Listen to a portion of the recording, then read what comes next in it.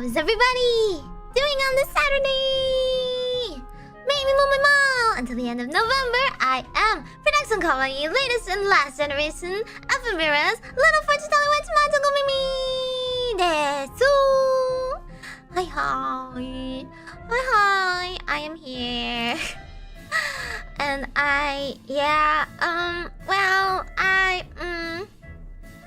it's okay. I don't feel super.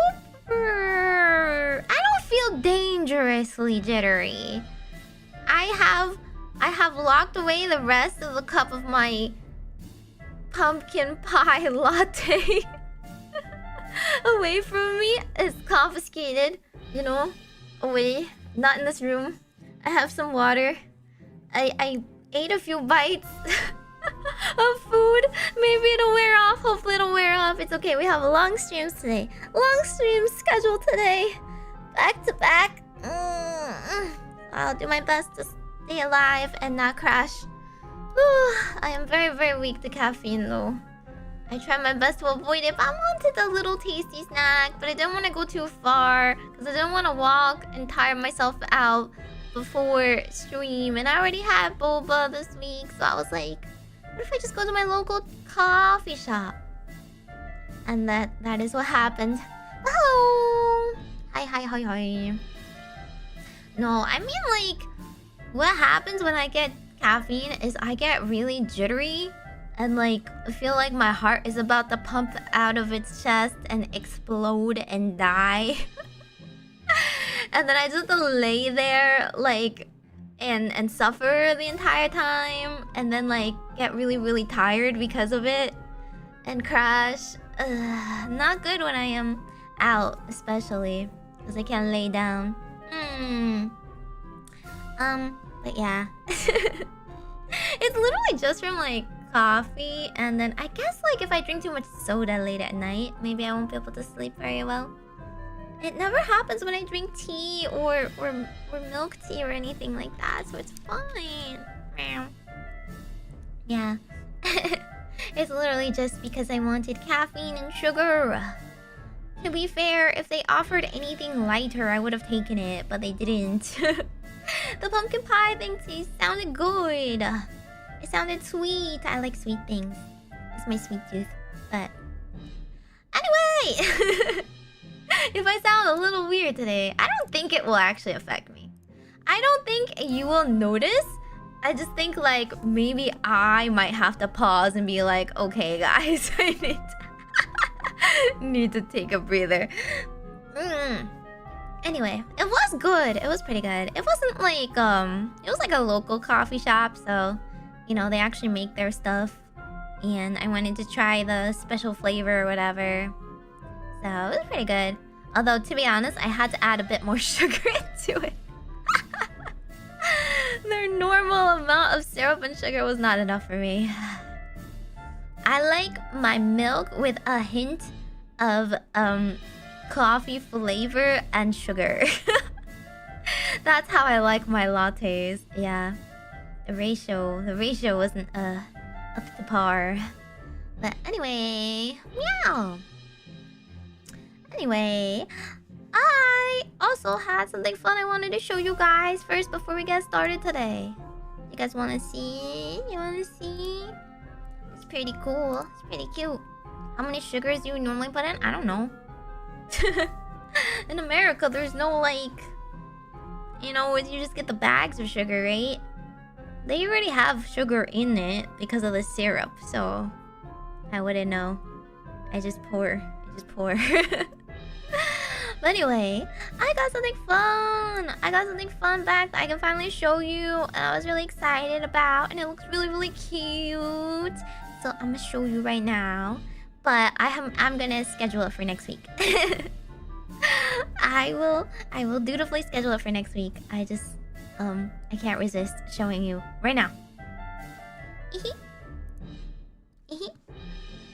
Get ready. Okay, hopefully it's not too loud. Okay. BGM off.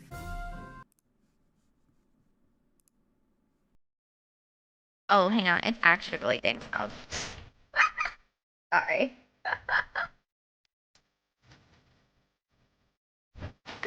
I'm sorry.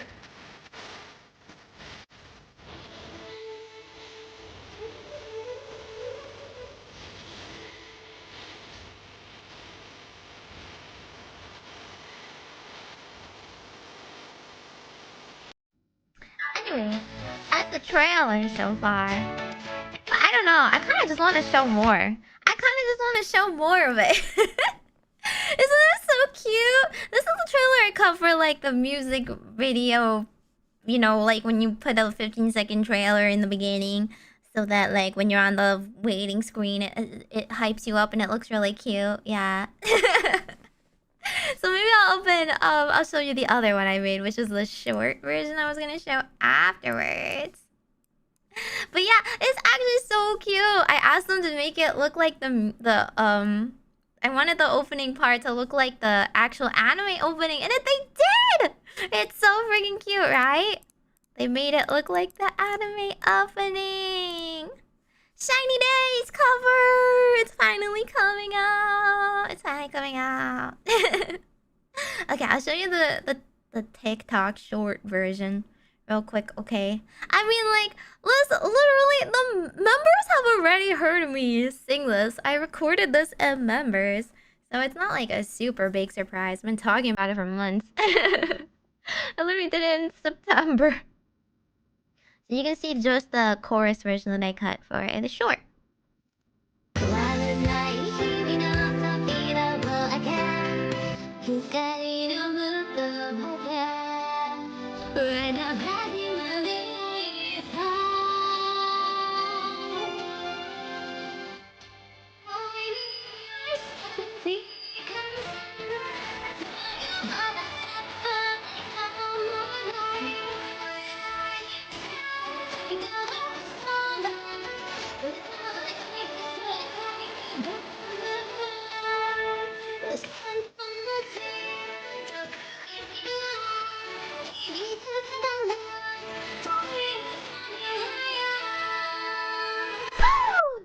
Yay!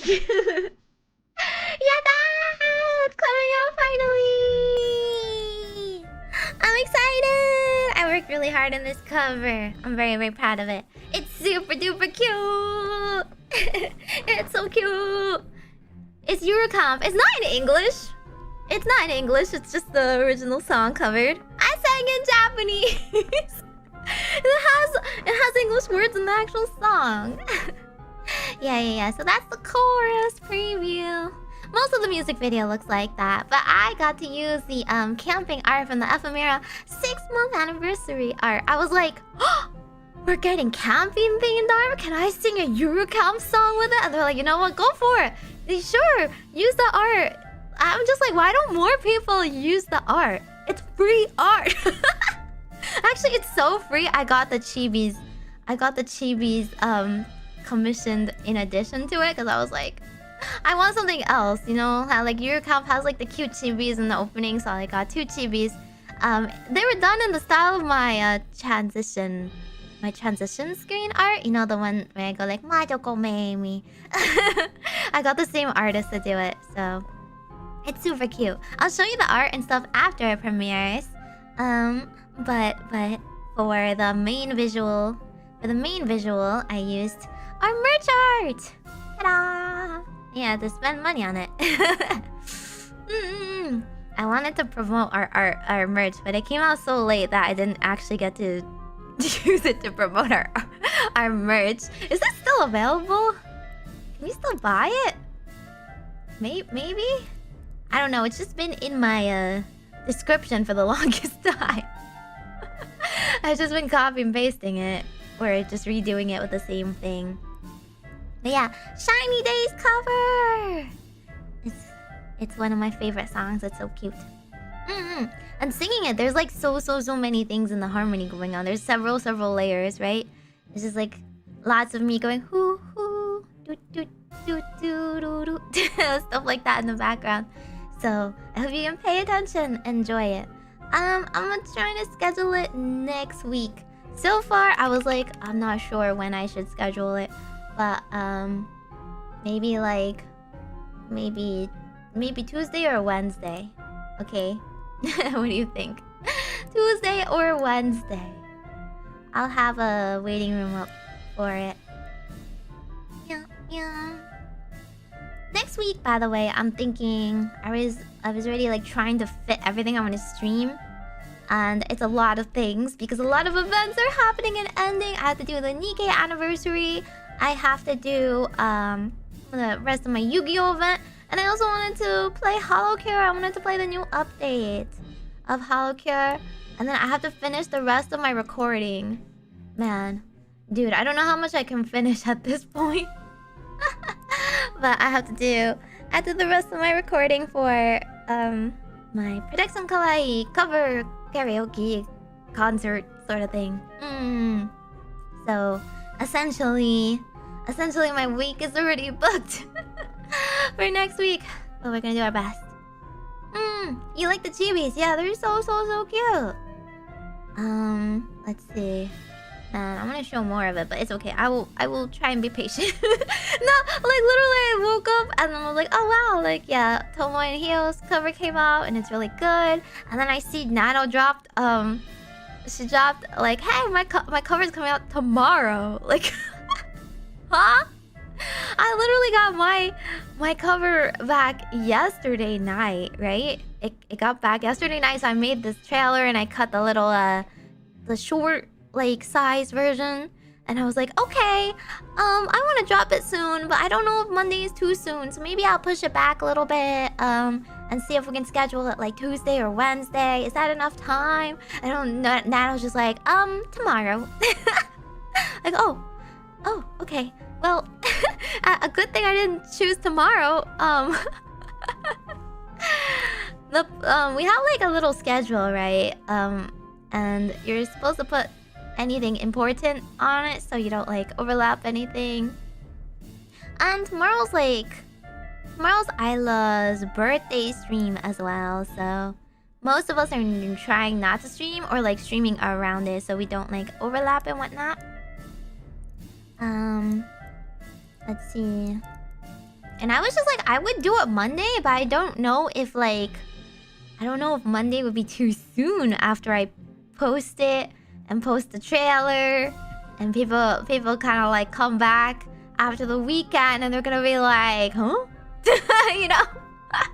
Like, what do you mean this is happening? You had a cover coming out? Like, what if they were out all weekend and they didn't see? There's so much happening this weekend too. Every VTuber ever has some sort of thing going on. Some sort of debut, some cover release, some concert coming out.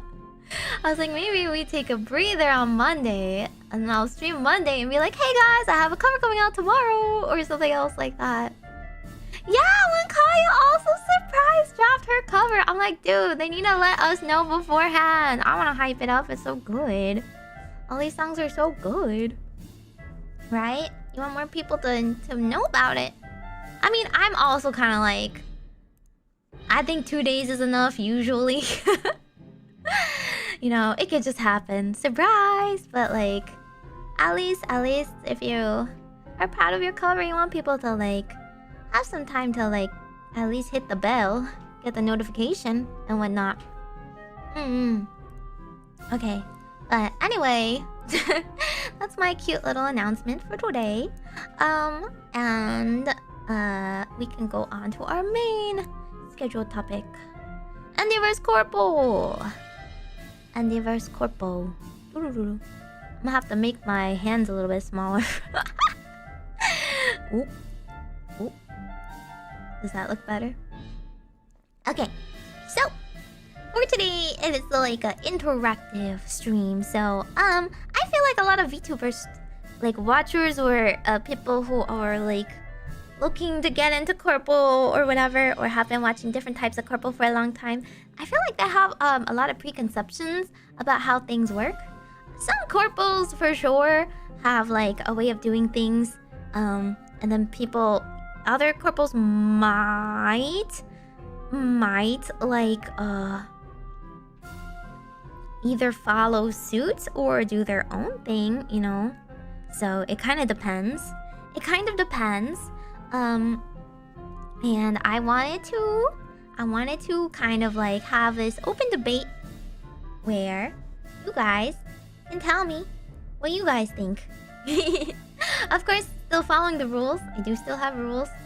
And I cannot break NDA. But we can talk about an NDA. You see, this is how it's gonna work. We're not gonna talk about any specific corpo, but I will be like, yes, there might be corpos that do said thing. And there may or may not, this may or may not be true. However, if you say something that's completely wrong, I will say like, I don't know of any corpos that do that, but perhaps that is a thing. I don't know, but from my knowledge, I don't know. You know. Not that I have like contractual knowledge in depth of other corpos, but I do, you know, we do hear things. I just cannot really confirm anything. But we can talk in vague, you know, terms. Also, there's like a no slander. Okay, no slander. No slander going on. This is not to criticize, you know, explicitly any parties or whatnot. Every corpo can still do better, right? There's no perfect corpo out there, at least in my opinion. There's no best corpo, but there is like, perhaps there is a best fit for what somebody is looking for, if they're specifically looking for a corpo. Or there isn't a good fit and they should just stay indie, right? Or just go indie if they haven't actually like debuted. Yeah, and just as a background knowledge for everybody, I'm a small corpo VTuber. Production Kawaii is Japanese based, so we do follow a lot of Japanese rules that may or may not apply to companies that are not based in Japan. But we also do have like I don't know. It's not like it's a bad company. The company does its best for us, you know, within the restrictions that are given to Japanese corpos. Okay. I think kawaii forever. So yeah, when VTubing as an indie, yes, all super chats and gifts do come to your channel instead of the money going to the corpo. That is indeed a pro of indies. However, how hard do you think it is to get monetized on YouTube? Right? Monetization on YouTube has historically been very, very difficult to achieve. They've even implemented new ways to even like reach that threshold of getting paid at all by YouTube, right? So here, I'm just gonna type on this side 100% profits, but cons hard to monetize. So, just reading from YouTube's guide, actually, YouTube monetization requirements 2024. Because they updated it for 2024, actually. About 1,000 hours of content watched. That is one of the ways. That is not actually no, it's not 1,000 hours. You're mixing it up with subscriber count. So what's 1,000 subscribers minimum. If you could stream for years and years, but if you never hit 1,000 subscribers, you are not getting monetized. 1,000 subscribers. This is for full monetization, by the way, okay? This is the way it's always been for a while. 1,000 subscribers and 4,000 hours of watch time across all videos, and get this, over the last 12 months. So, what does that mean? That is a very important caveat, right? 12 months. If you have one viral video or one viral stream that gives you like 1,000 hours of watch time, and then you grind out perhaps for the rest of the year, you can hit 4,000 maybe, right? But if you don't hit that 4,000 within the year mark, that progress gets reset and you have to try again from scratch. And And you also need regular activity. You can lose monetization on YouTube. This is something a lot of people don't realize. You can lose monetization if you don't post any video or stream or something within a year as well. You need to have some sort of activity on your channel. Otherwise, they'll just consider it dead. Now, there are a few things added to make it a little bit easier to monetize your channel. Okay? So, watch hours is for Twitch? No. Okay, a lot of you don't know how this works. Regular is regular activity. It's just one video within a year. One video or live or some sort of upload within a year. But this is how they added a couple of ways to actually get monetization that are slightly easier. They added a lower monetization tier. This gives you partial monetization, okay? So full monetization used to always be like 1,000 subscribers. For partial monetization, which means you can get fan funding and certain other features, but not ads, okay? So full is like ads are run on all of your channels, all your videos, whatnot, blah, blah, blah. If you hit this threshold, fans can super chat you or super thanks you or super sticker you. But they can't, you just don't get ads. You need 500 subscribers and 3 public videos posted in the last 90 days and 3,000 hours of watch time in the last year. 3,000. So 1,000 less, right? If what is capping you is the 1,000 subscribers, say like you have a very niche channel. Initiated a new major. Oh, Jordan Barn Pie, thank you so much for being an adorable. Wait, what the heck? You were adorable for 1 month? Thank you. Thank you. Keep up the good work. Thank you. I guess you're kind of adorable. Now, let me make the alerts a little bit louder because I lowered it because it was kind of loud earlier. So basically, imagine you have a very niche channel where like your fans really, really like you, or you were like perhaps established somewhere else. Say you were like a TikTok creator or you know, just like a celebrity of some sort. So you have fans that really like you and would like to super chat you, but your channel is just kind of new, right? So this is like a lower threshold where maybe not a lot of people have discovered your channel, but as long as you have 500 subscribers, you have 3 hours. A new major. You have 3,000 hours of watch time.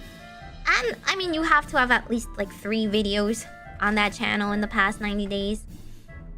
Then you can unlock fan funding, super chats, and stuff like that. Just not ads. Thank you so much for being a member of the Orbicals for 6 months. 6 months already. Thank you, Genju Susama. Wait, why are y'all doing it today? We have initiated a new major. Thank you for being a member of the Majors for 4 months, Fizzle Pickle. Thank you. And there is one more thing after they release shorts, right? Because it's like still a pretty good way to get like views and stuff. But shorts views obviously are much easier to get than video views. However, they used to not count. So you need to get 3 million shorts views in the last 90 days. Yeah, if you're just a really big TikTok creator and you want to transition your skills to shorts, you can get 3 million. 3 million.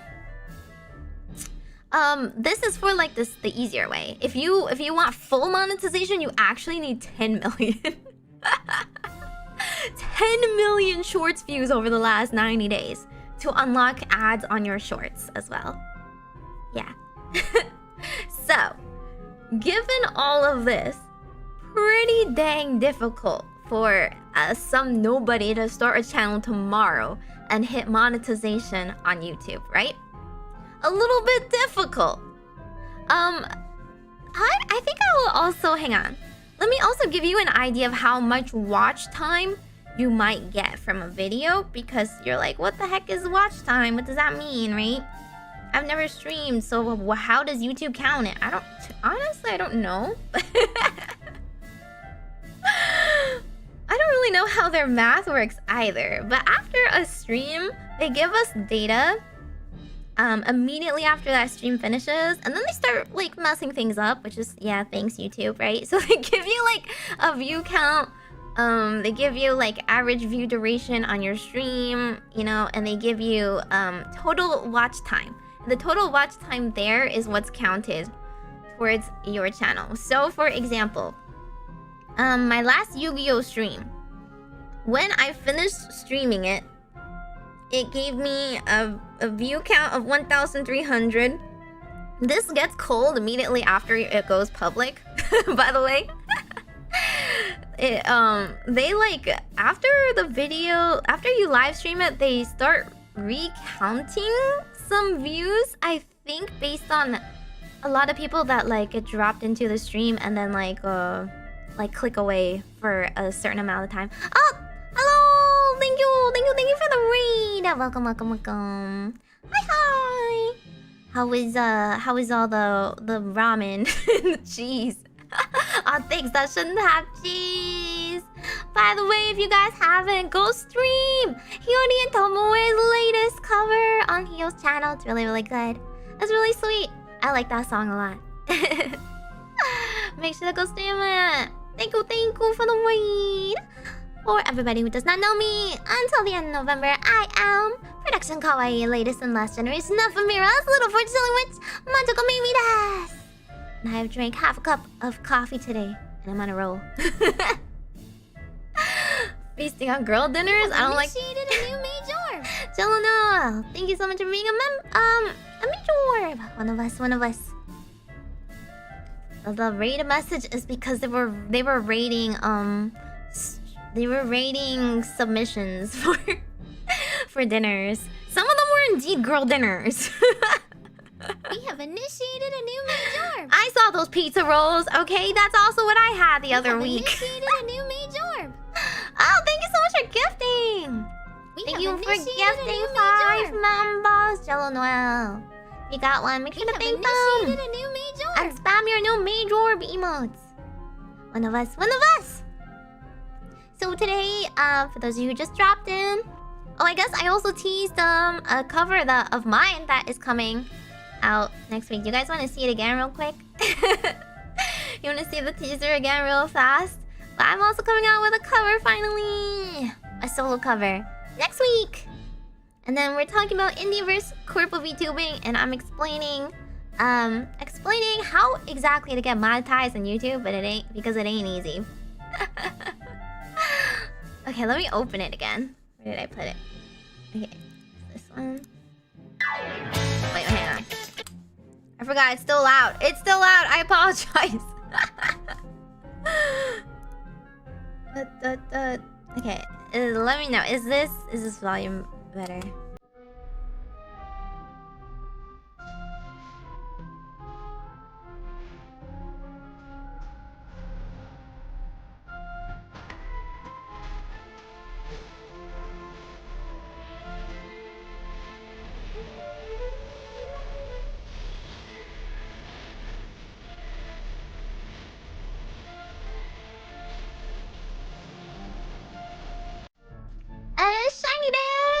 The Shiny Days cover, and then I'll just give you the other one again, just cause.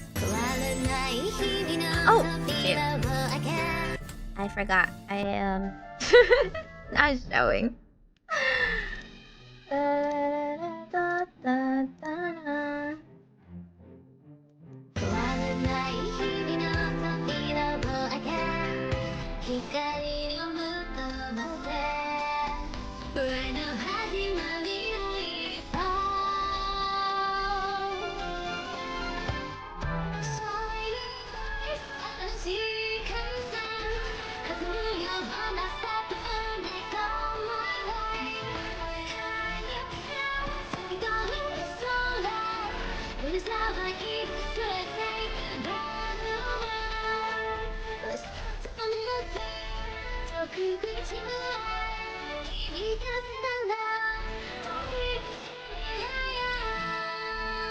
Oh, it's not out yet, but this is why I'm gonna post this when it's out, okay? Also, hi,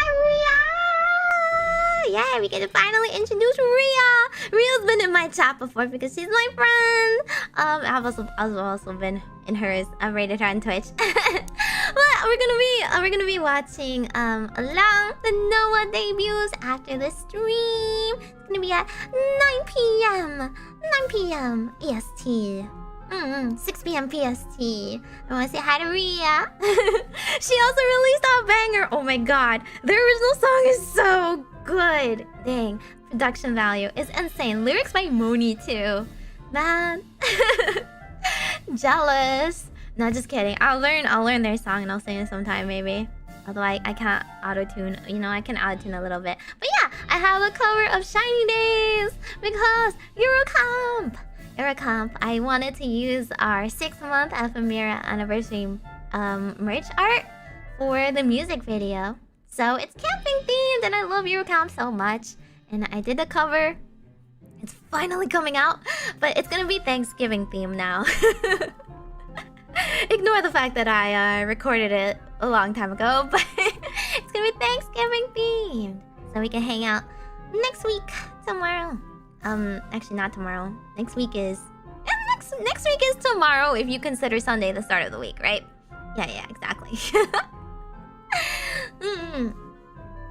We'll release that like either on Tuesday or Wednesday or something like that. What's the pros of joining Noah Talent Corp? We'll get to that actually. We'll get to it. I can't like reveal everything about you know, how specific corpos work, but again, I will vaguely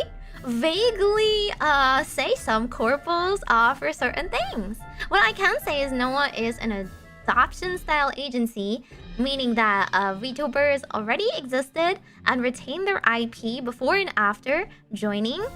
So it operates very differently from something that's a little bit more traditional like Production Kawaii. Production Kawaii, I did not exist as Meimi before I debuted as Meimi with this Corpo, and had I decided to graduate, I would not have retained my IP. But with people like Noah, well, not I guess not people, but corpos like Noah, they are solely owned by themselves, and they only get like support in various ways. So it's up to their like contract what things are owned by what. For example, like if they put a lot of money in certain things, there's probably an agreement like written out about what they own, right?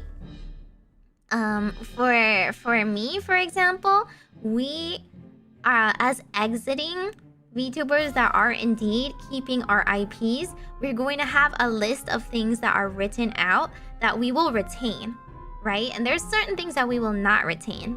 It has to be really explicitly written out, otherwise like there could be legal issues.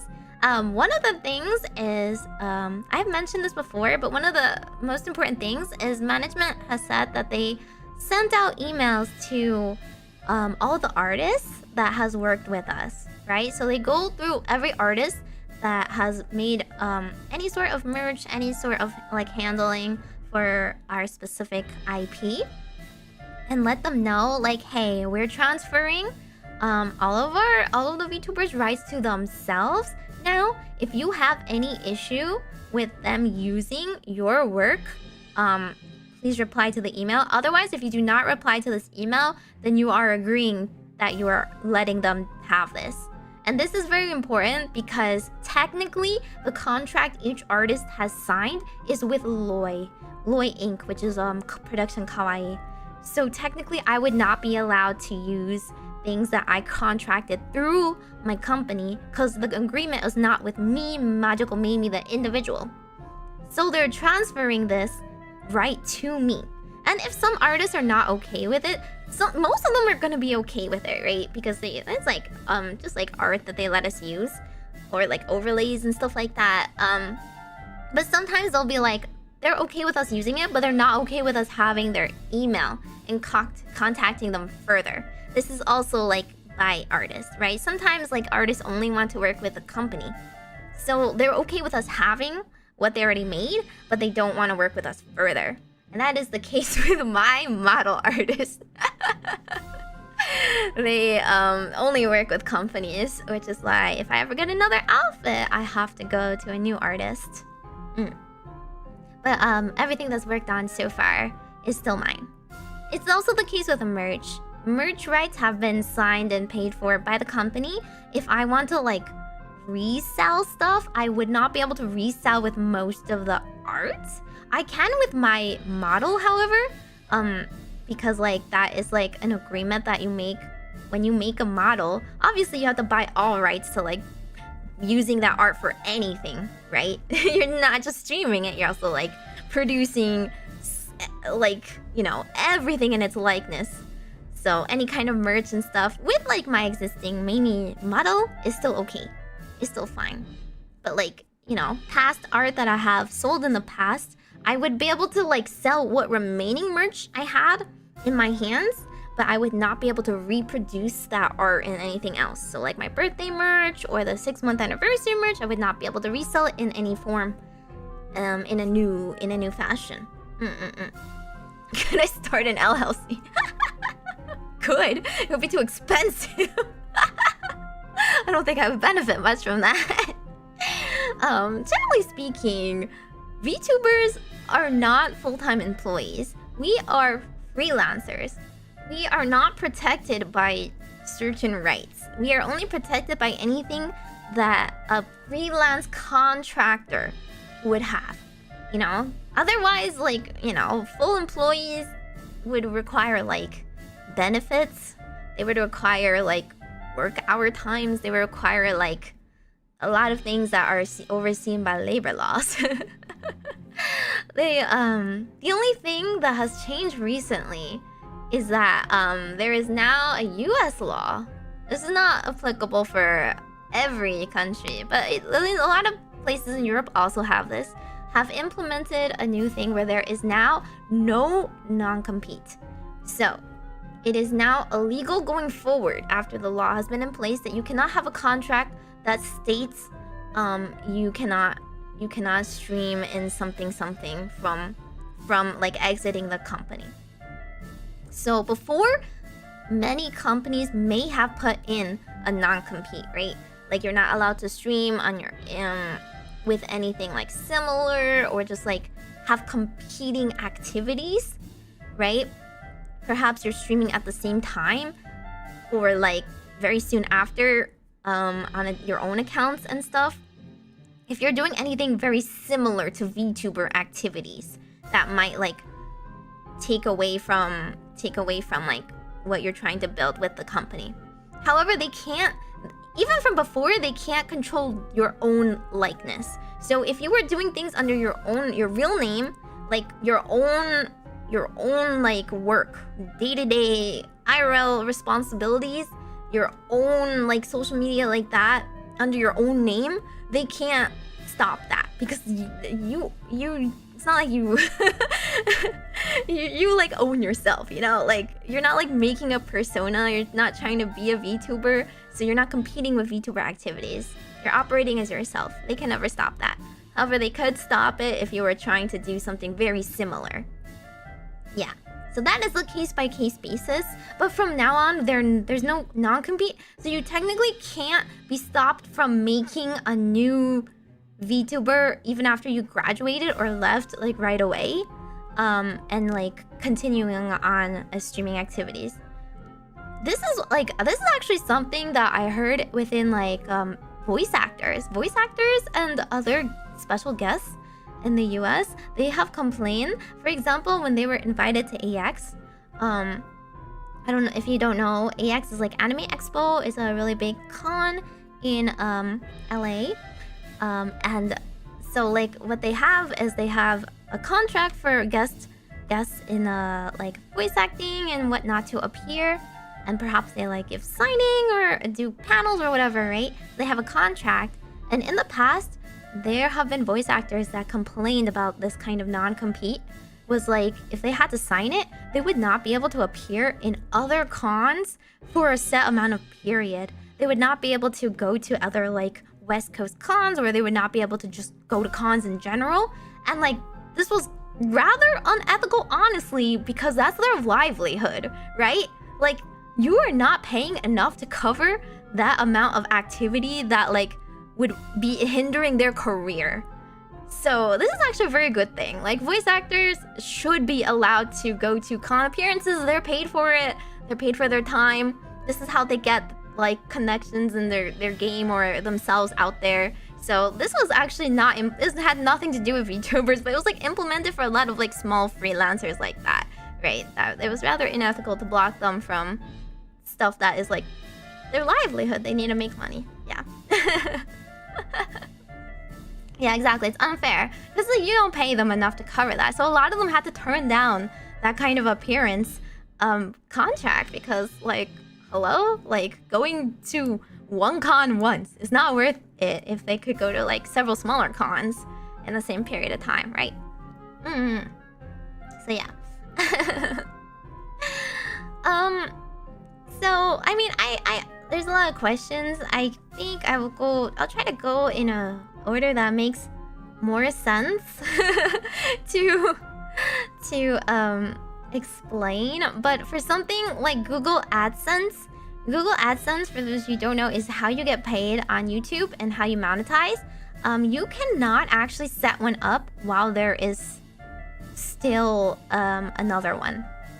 So none of us can set one up until it is time to transition our accounts, which is why there's going to be a bit of a pause after we get our IPs. The memberships will be paused momentarily and stuff while we have to set it up ourselves. Like, I can't make an account right now because you can only make an account and set it up if there's not an existing account. And right now, all of our accounts are monetized through Production Kawaii right now. Yeah. So, yeah, love YouTube.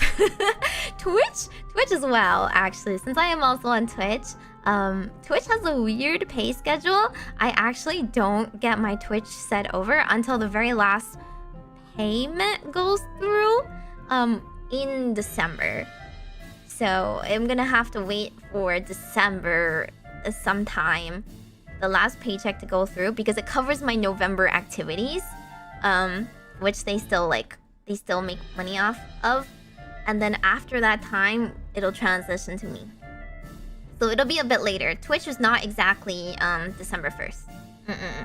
Yeah. But anyway, can we ask you get wages? Yes. So we basically get a pay slip. We've always been paid on time. We get a pay slip. We get it's like a normal, I don't know, like I think it's just normal, right? Like a normal pay slip tells you what you earned, has a bit of a breakdown. You know, you keep it for your records. They transfer it pretty much the same time every month or so. But like sometimes the breakdown comes at a different time because that is handled by management doing accounting and whatnot. It's not tax forms, it's just a pay slip. You know, you get paid at your work. It tells you like, oh, it's for this period of time, and it's this much money, and the money is from this. Yeah. That's not including supas and donos. Yeah, it is. Yeah, it is. It covers everything, including any reimbursements they do. So any money that they pay me back for me covering myself, for example, in my budget and whatnot, it also includes that. It tells you a breakdown. It tells you like percentages. It tells you like, well, you know, what you made and what and where. Yeah. I thought you got paid in donations and a percentage of Google AdSense only. No. So everything when you're in a corpo, not every corpo, again, not every corpo, but traditional corpos, you get paid, and everything is like a little bit after when you guys donate or member. So like, think at the end of the month, they'll add up all the donos from that previous month. It gets paid directly to them, the corporation. And then they give you a percentage that you earned back according to your contract, and they pay it out. And the pay schedule It depends. It depends per corporation, but there's a bit of a delay. Only because the way both, like all the sites pay you is not actually exactly on the dot per month. So maybe sometimes like it could be like 2 months delay or something like that, depending on when the money gets to them. But yeah, everything that anyone donates, super chats, any ad money, anything like that, Twitch as well, everything is linked to the corporation's accounts. They then pay you out a percentage. Yeah. Outside of Supers and Donuts, does Kawaii pay a wage? That's usually no. Usually no. Most of the cases, they don't have that sort of agreement. They don't have a salary because you are a freelance contractor. Freelance contractors work based on like, you know, it's kind of like commission, right? That's kind of like you were literally commissioning a person. Let's say you contract out like a lawn care company. You're not paying them like a salary. You pay them for work that is done. If they don't work, they don't get paid, right? And you only pay them like, oh, say you have an agreement like once per week, and then maybe say like one month they don't do it. They skip it, so they don't get paid that month, right? And then the next month, they do extra, so you pay them extra that month, right? It's like a freelance contractor kind of deal. Does Throne count as taxable income? Throne is one of the only things where it goes directly to the talent, and it's a way of just like, really, it's just to ship it to the talent easier. There's always been like a address, you know, company address is public, so you guys could send us gifts, right? But sending us gifts and having management send it to us is very expensive. So Throne is just supposed to be a faster way in case you wanted to send us extra gifts. But it's not supposed to be like a replacement, right? It's not supposed to be like, hey, we're going to like fundraise $1 million on Throne only and bypass management. You're not supposed to do that. It's just like if you want to send little things.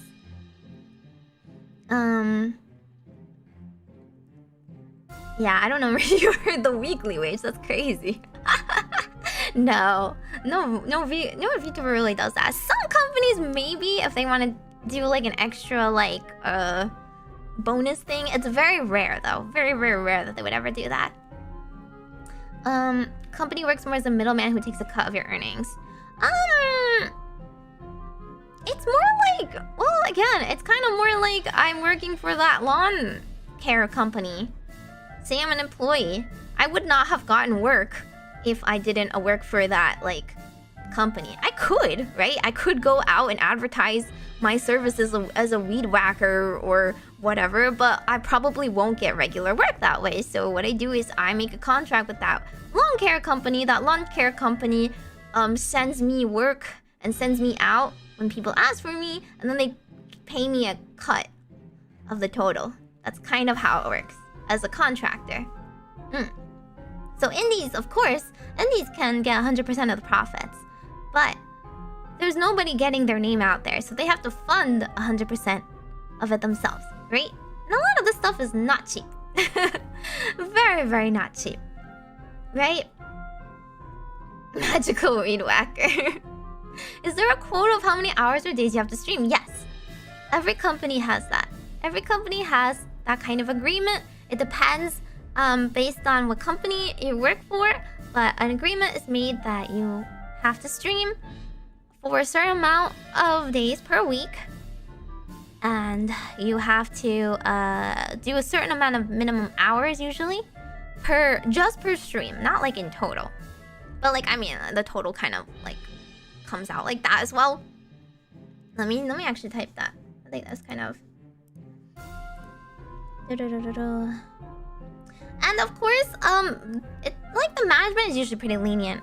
Like, whenever, like, if I ever got sick, there are some days where I was like feeling pretty poorly, or I told them I was moving and stuff like that. Management's like understanding, like, hey, I understand you can't do the full amount, or you're taking a break, So you're not going to be streaming this week. You just can't make it like super frequent. Like it can't be like a regular thing where you're clearly trying to get out of your obligations. But like if there's very understandable reasons why you cannot stream, they're going to be understanding. They're going to let you do that. So stream when you want and con stream min. Maybe this is too big. Hang on.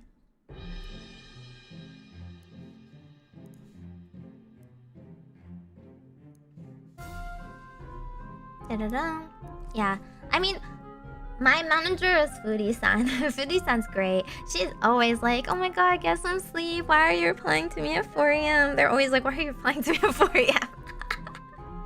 And then whenever they ask us for meetings and whatnot,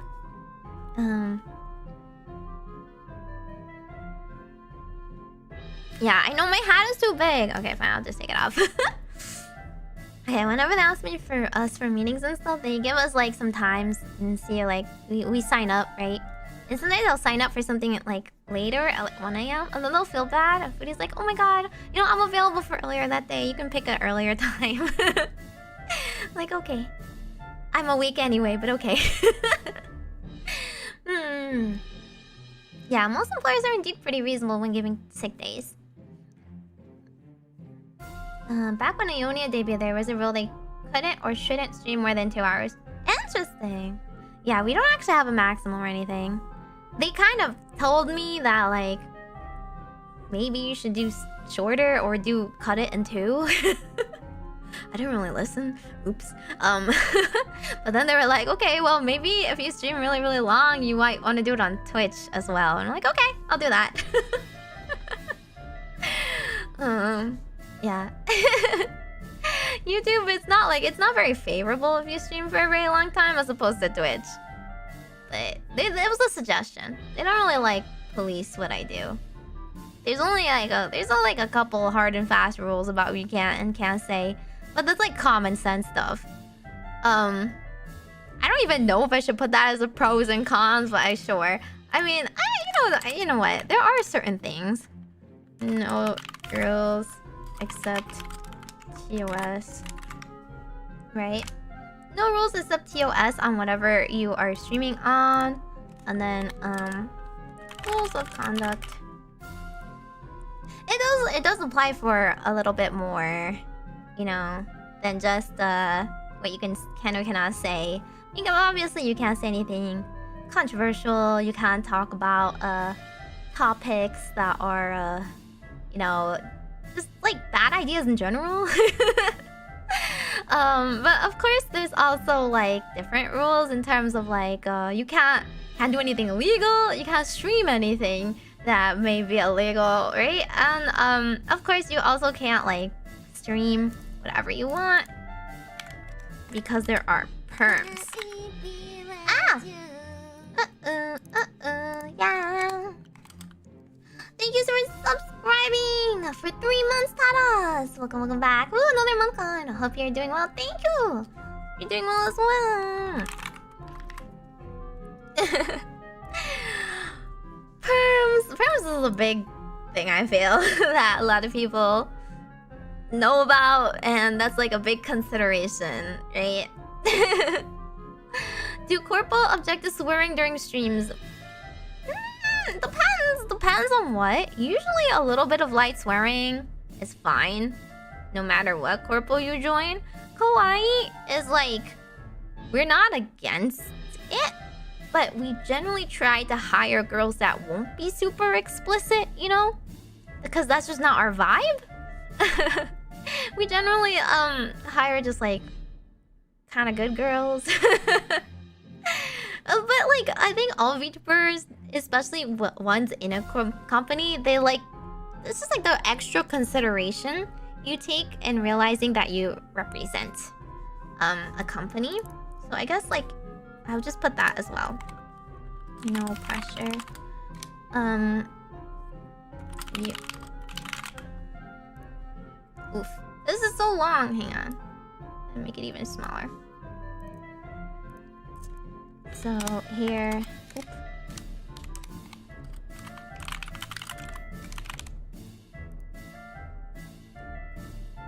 Here you go. Okay, so that is like, there's like a pressure, and whatever you say reflects your company, right? If you are really explicit on stream, it might reflect poorly, and people are conscious of this. So that's like, people do actively censor themselves, even if that is not required of us, right?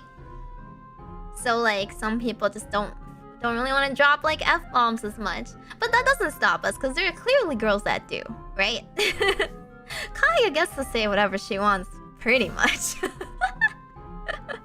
The only thing stopping Kaya, really, is just literally TOS based on what you can or cannot show on YouTube and to begin with, right?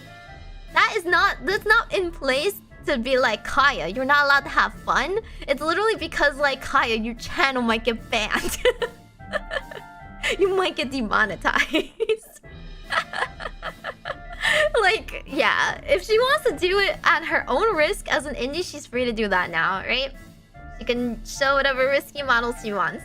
But people do get banned all the time. It happens. So it's just a rule in place to you know, preventative. I'm not judging her, you know? I think she can have whatever fun she wants. It's just like, at your own risk versus the risk of the company. It's just like, there is a pressure. Whether you, like, you know, whether you consciously understand that or not, there is definitely a pressure when you join a company that you're representing that company. And you really want to, like, put your best face out there, you know?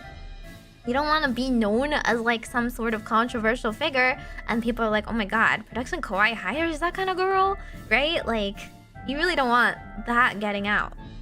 So, you've never heard of her? Oh, she's, Kaya Nishikino is one of my senpais from Hanamizuki generation. So, Kaya Nishikino is one of my senpais who likes showing more skin than the rest of us. Is that a good way of putting it? I've seen her stream. I've seen the tentacles. Yeah. I'm not judging her. I think she, you know, I think she is fine for doing what she wants. Clearly, management is like pretty okay with her doing it. Management laughs at her, and they laugh with her, you know? They're like, haha, Kaya being down bad on main again, you know? It's not like illegal so long as it doesn't get you banned. Kaya's very a wild child. I think she's funny too. It's definitely not harmful or anything. I don't think she's risky, just a bit more free about what she does. The only risk, again, is if she showed anything too much that might make YouTube algorithm be like, zip, gone.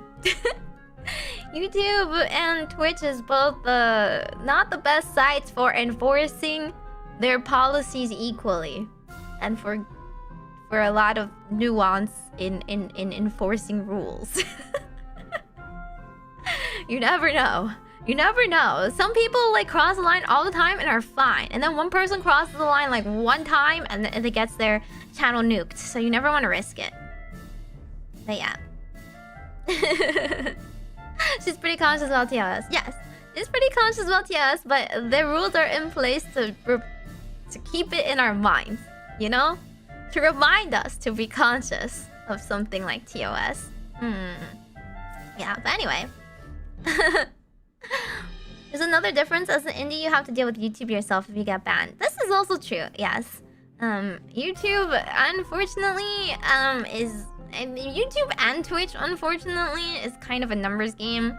If you're a very profitable, big, well-connected person, you're just gonna be more likely to get that representative actually on the line instead of some robot who reviews your appeals, you know? So that's pretty true, but I mean, I think you should. I still think you like. I still think it's equally risky conduct-wise. Gotta watch yourself. Does your company have issues with ASMR getting flagged? Yes, actually. Some videos were in fact flagged by both Nene's channel and Charlotte's channel. And they had to hide certain content. And the content is like not even like against the rules. There's no rules against like kissing sounds, for example, if you look in YouTube, and yet it still flags it because I don't know, because it's not good for whatever YouTube wants to seem advertiser friendly or whatever. I don't know. So some of them have had to be a little bit more careful with the content or place the content on separate channels and Patreons, or just do it on Twitch, stuff like that. When you're an indie in your own brand, you have to think how you want others to see you. You still have to think you still have to think, no matter what, yes. But if you can also not care. The big deal about like me writing no pressure and you are yourself versus representing the Corpo is not that you don't have to think, it's that you don't have to care. Indies might think about how they're coming off and just don't care that they're coming off a certain way. But when you're a Corpo, you have to care because it's against the rules. You know? You have to care. Corpos have people to care for them. True. Yes. Someone cares. Even if you don't. Yeah, YouTube made kissing illegal. True. Kissing? Get that unsay-so nonsense off my screen. On my Say-So Christian Minecraft YouTube channel. Kaizu got hit? Yeah. She hit one of her channel videos. Can I ask you a bit about the split? But as someone that has streamed on both platforms, which do you prefer between YouTube and Twitch? The way YouTube and Twitch, I feel like the benefits are completely different if you're an indie versus a bigger streamer. If we go back to the monetization thing, it's very, very difficult to get monetized on YouTube, right? So you could theoretically be working all year and finally get monetized on YouTube. And during that entire year, perhaps like a certain percentage of the way through, maybe, I don't know, like a quarter of the way through or something, you could have been monetized on Twitch. And you could have been making money since then, right? That might not be worth it.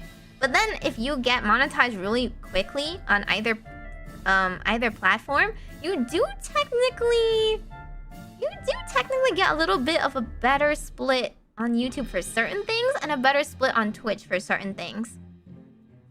I don't know if you guys really care if I write it down, but so basically on YouTube, when you get super chats or super stickers, super thanks, anything like that, you get and memberships. You get about like 30% of the cut is going to YouTube, right? And on Twitch, that is 50%. 50% of subs is going to Twitch. However, if you get bits on Twitch, you get 100% of it. And this is because Twitch makes you, the viewer or fan or whatever, pay the upfront cost for the bits, and it doesn't get placed on the burden of the streamer. So for example, if you were actually I don't know math. Someone has done this math. It's out there. But for example, if you're trying to give like 1,000 bits on Twitch, that 1,000 bits goes directly to us. But you, in order to get that 1,000 bits, had to pay extra. Had to pay more money. So you pay that extra fee. Whereas on YouTube, if you pay the equivalent, like $10, you only have to pay $10 to send $10. However, we get 30% of that taken away by YouTube. They make us, the creator, pay for that fee of having to use the platform and receiving money. There's a fee either way. It's just the burden is placed on different people. Memberships is like passive income, and memberships and /subscribers It's just the cut is better on YouTube. If you suspect that you're going to get more memberships, than like the frequent donos, it's like a more sure thing, you know, because it rolls over most months. Most people are just content with being a member or a subscriber. Then you passively get more income on YouTube because there's less of a cut taken that way. Streamlabs is always the best option, no matter what. Streamlabs directly donos. Streamlabs or Stream Elements, whichever like the streamer just chooses to use, directly donos to their PayPal or their company's PayPal, and there's no fees unless it's the PayPal fee. That is just the transaction fee, right? That's always the best, no matter what, 100%, and you don't have to pay extra. Kissing before marriage, I know. Holding hands before marriage. Yeah. On Twitch you pay like $12 for $10 or something. Exactly. But you can. There's like if you want to like frequently pay like in bits, in little donos, like you can just do a bulk order of bits on Twitch, right? You can get like $100 worth of bits. They give you a little bit of a discount or bonus or something like that. I think they give you like extra, however many extra bits if you buy in a large amount. And then you can just save those bits and then just like dono whenever you want, right? With those bits. That's also a little bit of a better deal because then it doesn't take you out of that experience of watching the stream. That's solely on viewer experience, so it's solely on you guys. If you like don't like having to open a separate window every time and like going through that transaction, you can do the bits like immediately and you don't have to worry about it. You just have extra. Yeah. Do you ever get chargebacks on Streamlabs? No, but I mean, you theoretically could, you know? You theoretically could get a chargeback on it, true. I guess like if it was the Corpo, maybe they help you a little bit more, but we haven't really gotten chargebacks, so I wouldn't be able to speak from experience about that. Generally speaking, like you shouldn't. If you are very, very explicit, you can send that report like, hey, this is when they donoed me, this is a clip of it, I have rules here that state like there's no refunds, you know, then like they might be able to reverse it for you or just let it go through. When a company sends wire transfers, either the contact receives the wire, absorbs the banking fee, or the company sending the wire. Yes, pretty much. There's always going to be like a little bit of a fee because of the platform. You can save them for events when Twitch gives a little extra on top. Yeah, like September, they usually give you the September an extra 100 extra bits or whatever.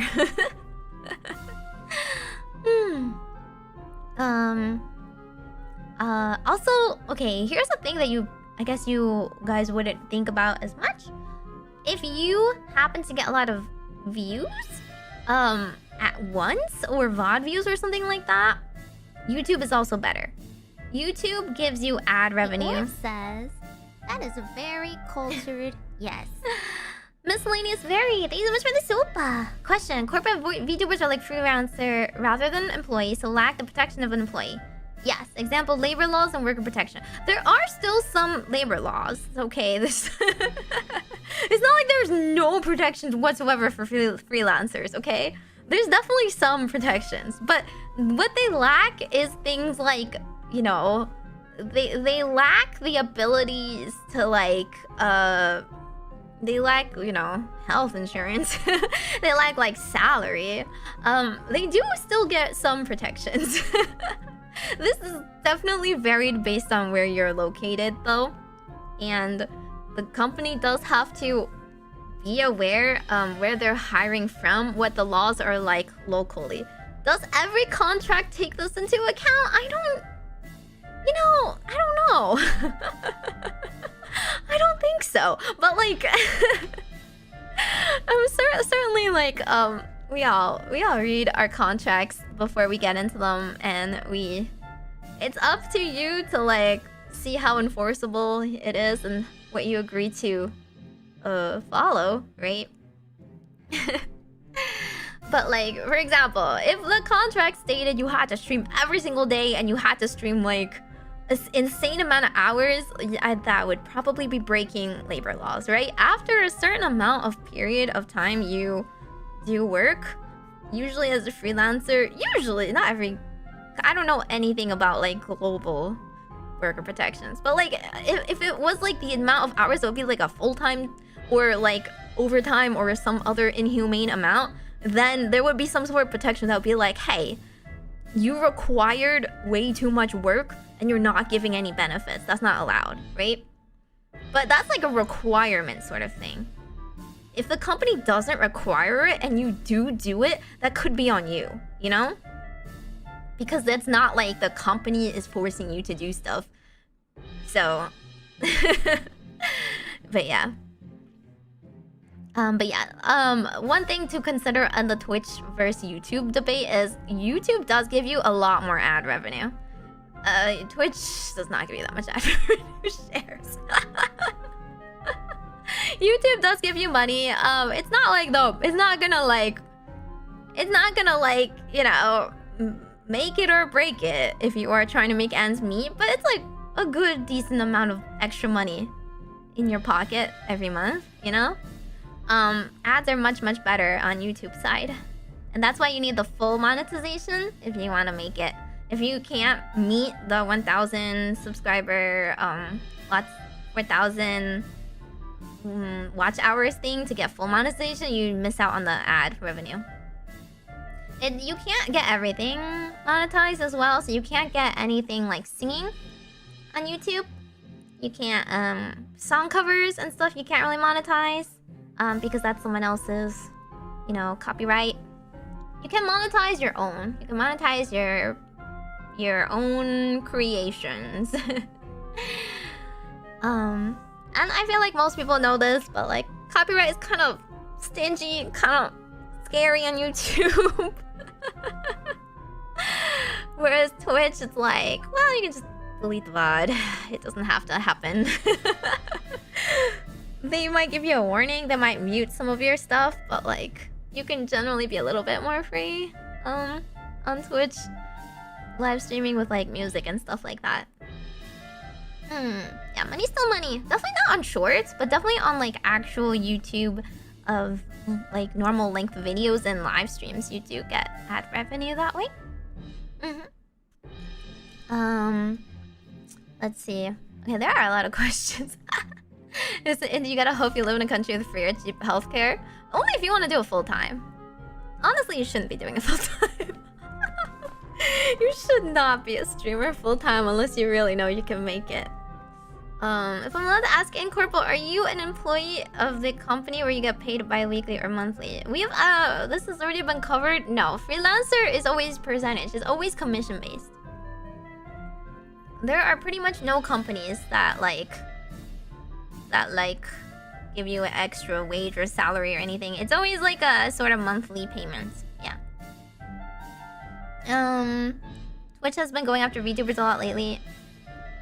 That's on their TOS as well. I don't know if any site is really good about this. I think both sites enforce their TOS in crazy ways, and it's just like every month it's something new. So I don't know. I can't really speak for either. We don't have that many good platforms to stream on, so we just gotta risk it. Are there more sponsorships for YouTube or Twitch? Technically Twitch Stream Elements has this like program where they can send you sponsorships. Whether they're good or not is debatable, but they do give you sponsorships. YouTube, nobody gives you sponsorships.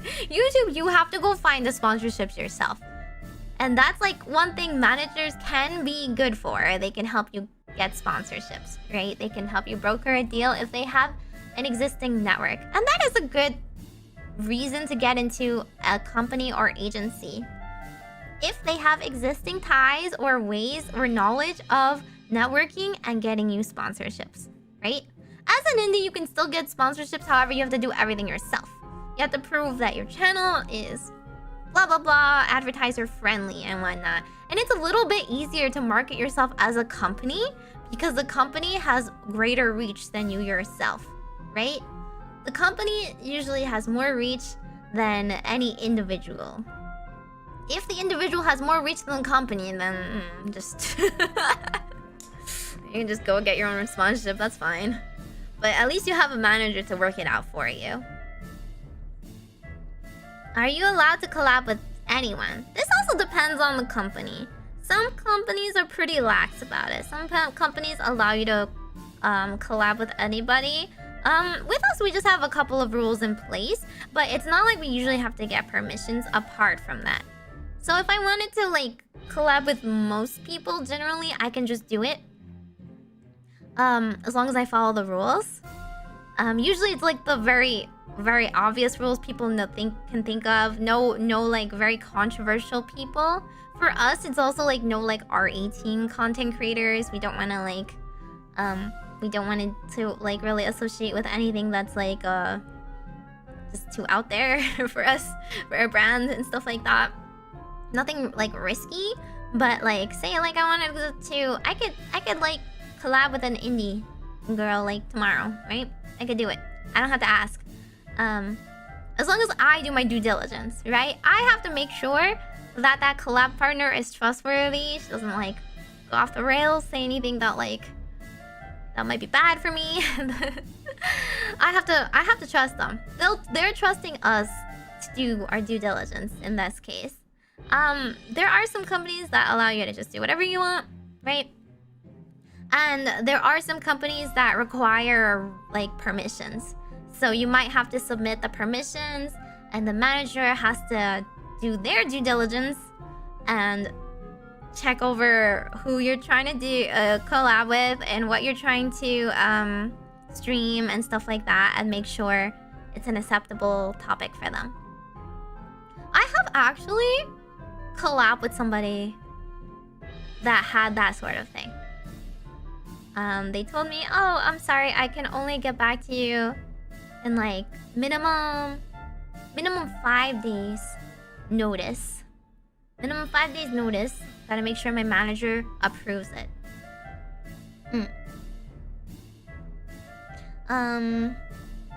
Yeah, companies also have to take the time to seek out sponsorships. It's easier when they've already done that job.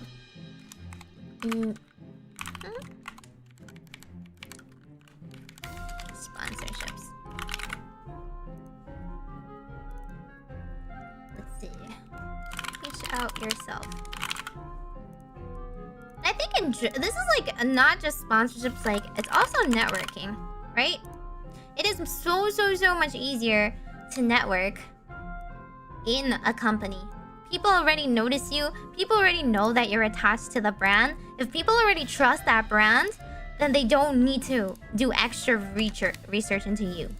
And this, I've said this before, right? A lot of it is because the senpais before me have made a really good name for Kawaii. So people who have like met the senpais or heard of the senpais, they will automatically know that I'm vouched for, you know? And like they could also easily find that out. They'll just be like, hey Reina, like, what's your kohais like? If Reina was like, oh my god, they suck, then like, oh, that's like pretty bad. But for the most part, they've always been super nice to me because they're friends with my senpais or heard of my senpais and they know they're good girls, so they know we are good girls.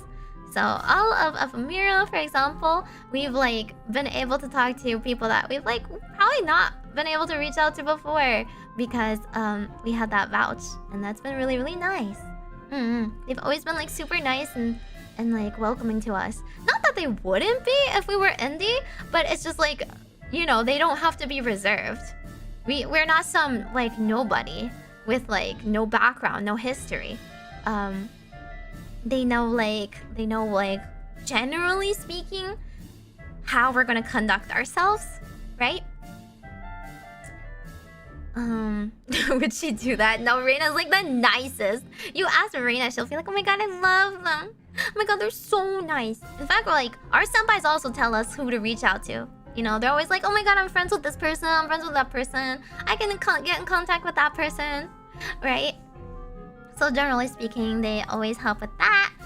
They like tell us who's trustworthy and who's good in the like VTubing sphere as well.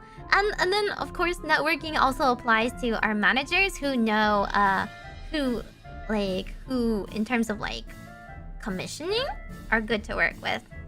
So they have like a list of like, oh, these are like our artists that we really like working with. These are mixers or music video people we worked with in the past, etc. This person's really known for like working really fast. This person is good but like takes a long time to get back to you or only allows like this much. So that's also very helpful if you're trying to get a hold of someone. As I've mentioned before, I'm always trying to like commission mixers and stuff, and like 50 billion of them are all like busy because they're being commissioned by someone else. So I have to keep going down the list and asking people like, hey, you know anyone else? And then all the girls are like, okay, how about this person? How about this person? Yeah. They do a background check us? Not really. Unless you mean like they vaguely go over your channel and socials, but they don't really check anything else. They don't ask like personal information or anything. They just want to make sure you haven't like done anything super bad or controversial on your online presence that could be traced back to you. But in the end, like, that's like also on the talent, right? The talent should keep their own private stuff private, and they shouldn't like let it get back to the company. Let's see. Wait, I'm not gonna scroll back because I think there were some questions I might not have answered.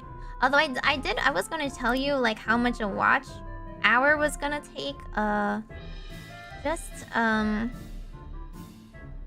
So like my Yu-Gi-Oh stream, my latest Yu-Gi-Oh stream, right? When I finished, it gave me a total of 600 total watch hours. 600 total watch hours over 4 hours 47 minutes with 1,302 views at the time of finishing the stream. And then they like balance things out usually afterwards. But like 600 watch hours, that's like with like, you know, maybe an average of 100. I don't remember actually what the average is of people watching. So imagine that scale, you know, you do the math. If you can't like consistently reach that, you can definitely do it, but if you only have like a starting number, you can just go on Twitch, because Twitch monetization average is you only need 3 people watching you for actually let me pull up the thing. The affiliates. Twitch affiliate requirements. Okay, so you need to get 50 followers, which is subscribers, right? Just any people who hit follow, right?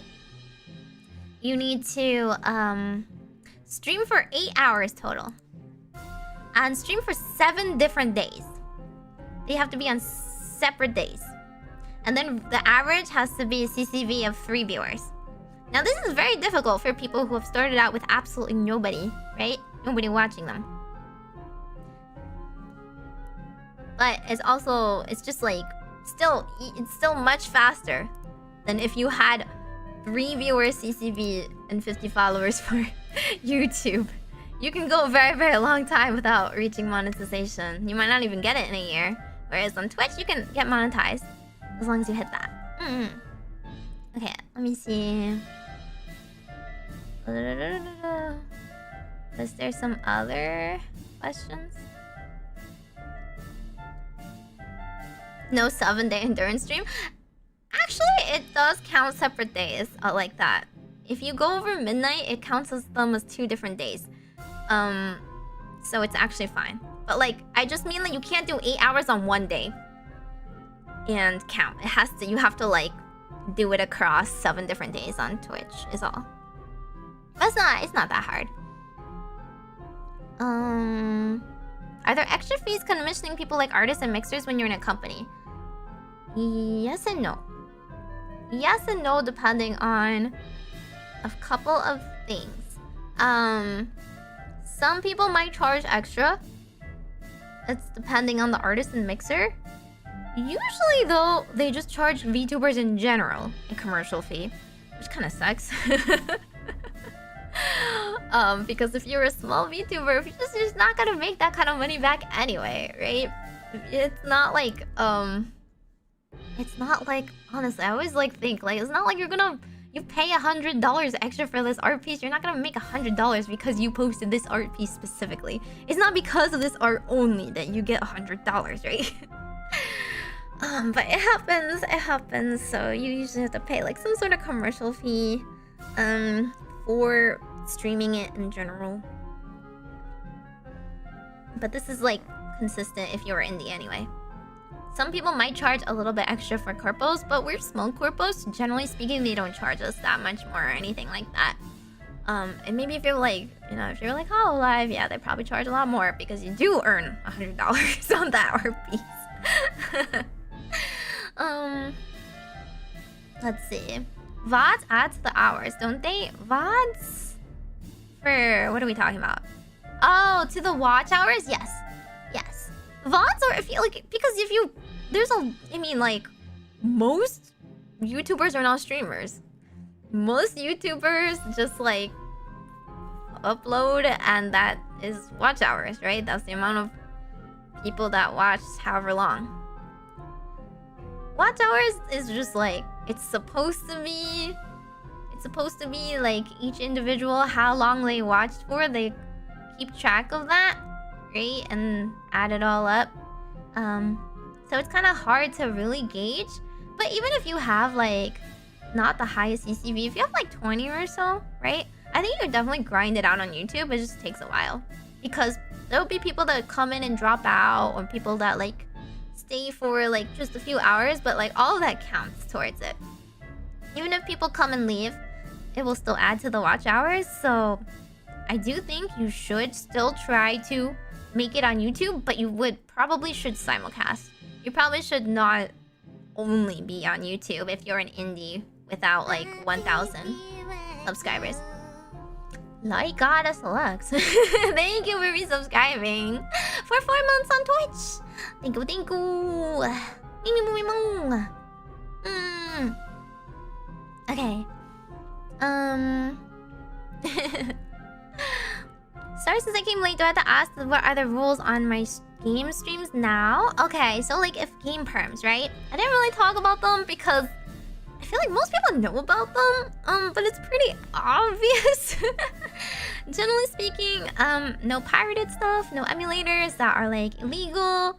And the only thing that's like a caveat for Japanese companies in specific is things like Nintendo, Bandai Namco, maybe Sega, Capcom. Those kind of big companies that have very explicit rules. Generally speaking, they allow indies to stream it all, but they don't allow it if it's a corpo. So if you had a corpo that didn't have an agreement with them, or you would have to submit specifically when you wanted to stream it for how long, and they would have to get it approved, and it would be an individual permission. So if for example, when I first got into the company, I wasn't added to the MCN yet. So if I wanted to stream something from Nintendo, I would have to be like, hey, Mane-san, this is my form. I would like to stream Pokemon, Diamond for, I would like to stream it on around this date range for like whatever. And then they would have to get back to me, and they would give me permission and be like, okay, Meimi Majokko channel is allowed to stream this game on like this day or this date range. And then here are the guidelines to follow. Usually for those sorts of things, it would be like no monetization and stuff like that. Or like you can have it monetized, but you cannot acknowledge it. You can't like have your Streamlabs link out and ask for donos and stuff like that. Nowadays, because we were added to the MCN, and MCN is something that like it basically brokers like an agreement, an explicit agreement with the streamers and the companies. We have just like a flat set of rules. We can stream it anytime we want as long as we follow these rules, which we do. So like also for Capcom, I've said this when I stream Monster Hunter, there's a lot of rules. We're not allowed to say kill. We have to say hunt. We have to say capture. We have to say the right terminology. They don't want like us as a corpo, because we're a corpo. We are more legitimate than any random person that decides to stream the game. So people might encounter this game and think, hey, a streamer from a company is streaming this game. Like, let's take them for their word for it, right? So we can't say things that harms their game or how they want their game to be perceived. So it would be something like I can't say that Monster Hunter Worlds is an open world game, because it's not. I have to say that it has like maps. It has big maps, but it can't be like open world. I can't say it has aerial combat, because it doesn't. Aerial combat refers to like if you have a lot of combos and stuff in the air, and it doesn't really. It has a couple of moves that like you can hit while in the air. That's it. So you have to follow those sorts of stricter rules.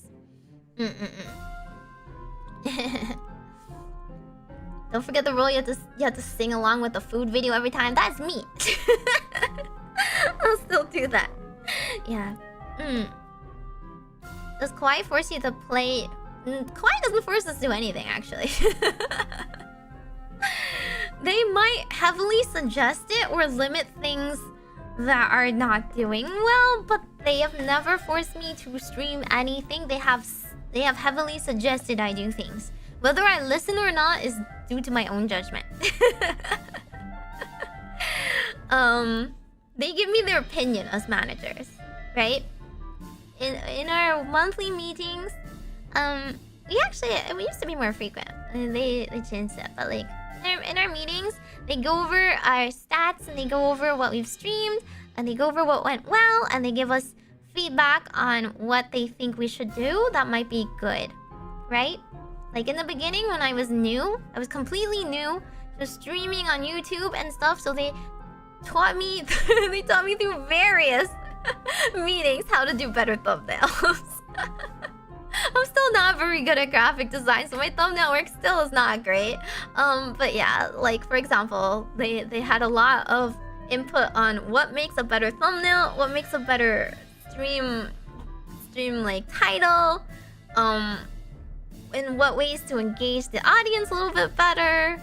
And they'll be like, hey, the stream did pretty well. We think it's because of this, so maybe we should do another stream like that. You know?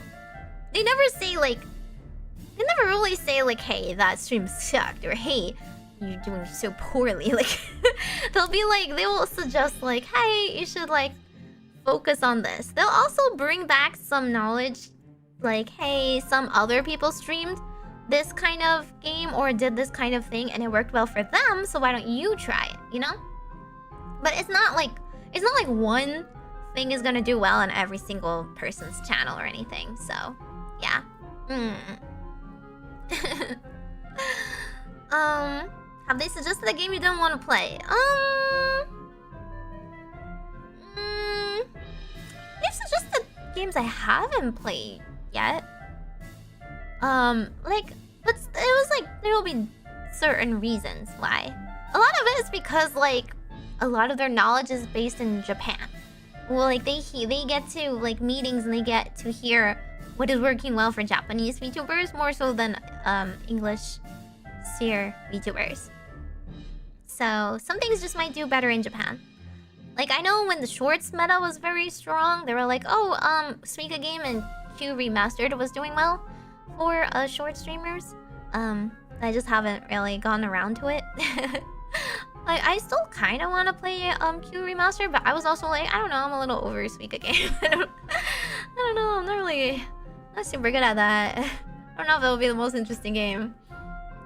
Do they suggest things you like? Oh yeah, absolutely. Trying to think of one suggestion that I took that I thought was really good. Like, for example, they said like, oh, challenge style streams are pretty good, right? Like, if you have a very explicit goal and time period or whatever, you should set it very, very clearly on the stream. Like, I will do this in 3 hours, or like I will, like the Elden Ring stuff. But you know, like in 2 hours, will I refund this game? They're like, yeah, you should put it very clearly on the thumbnail and title, like you're gonna play for this long, and people come in because they want to see you achieve it live, right? Or see if you achieved it or whatever. Yeah.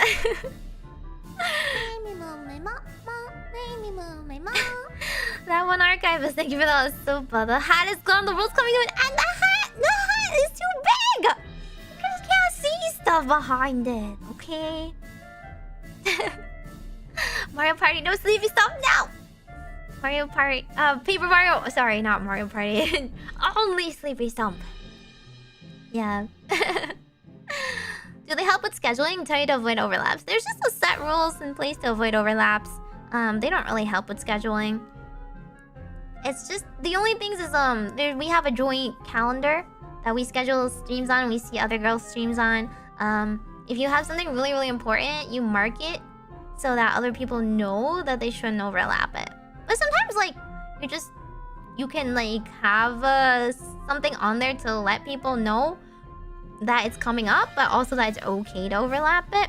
Like, you can put, like, my cover is releasing. It'd be nice if you, like, drop by or knew about it or shout it out, but it's not the end of the world. Like, it's not that big of a deal. You can overlap it if you want.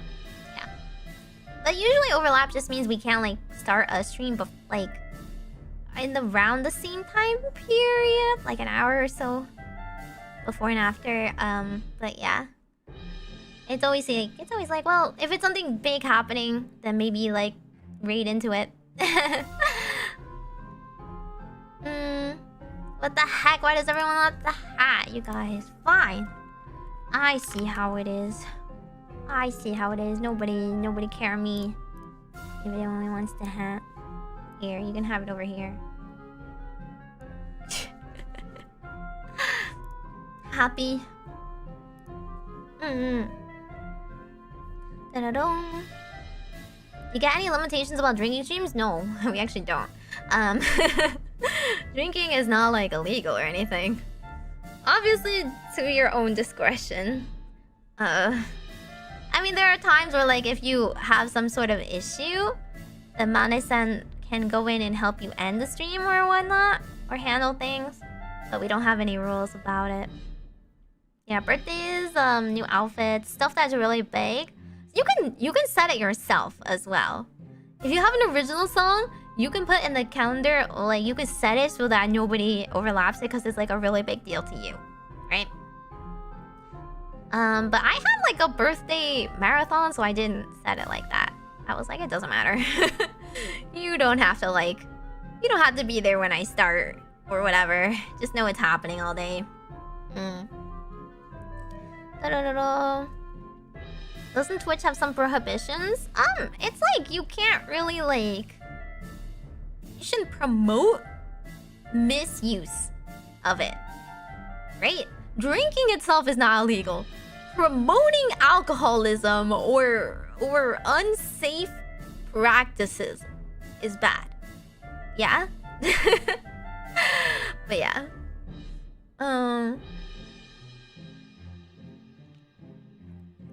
The meta is to get moderately big as an indie, leave it get bigger in a corpo, then leave it get bigger as an indie. Moral standards aside, perhaps. I think the big question for a lot of people is why get into a corpo, right?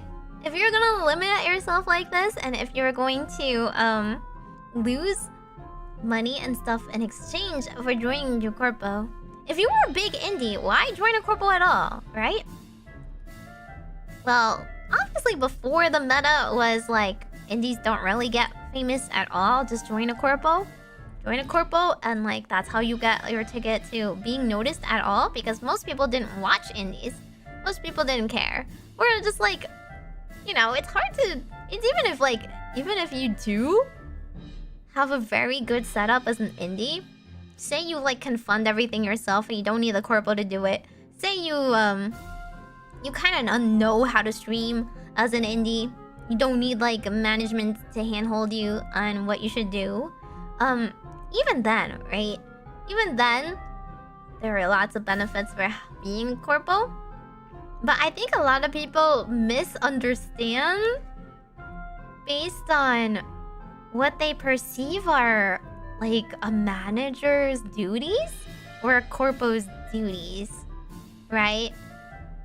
And that they might join and then not have their expectations met, right? Or fans also think like what managers do is different than what they actually do. Or just some corpos are just, I mean, you should just, I don't know, read the contract better, or they're just not good at fulfilling it. At the end of the day, most corpos you join, you work for them and not the other way around. You are being hired, so you have to put in the work for them. You have to look very closely at the contract and see what they fulfill for you, right? And it's not going to be written out everything. Like, the contracts only cover grand stuff, right? Contracts are not going to be like day-to-day activities. It's going to be broad expectations and responsibilities that are put on the talent versus the company, right? So it might nowhere does it usually say they have to promote you, they have to give you ads, they have to do anything. They usually just provide you the model and stuff like that. But of course, if they want to grow, they do provide support, right?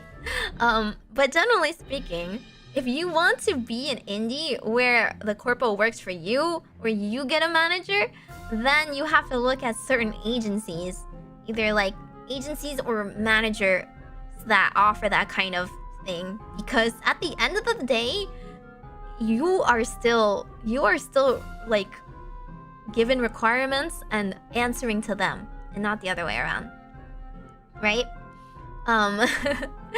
So you have to be very conscious of that. That you can't just go in and start demanding things. This is playing someone else's rules. But there are agencies that definitely do listen to what you want, and I think Noah and Mythic are two examples of that, right? Where like they don't own everything. They give you like services for a cut, but it's not like they produced you. They give you what you ask of them to a certain extent, right? You negotiate it, right?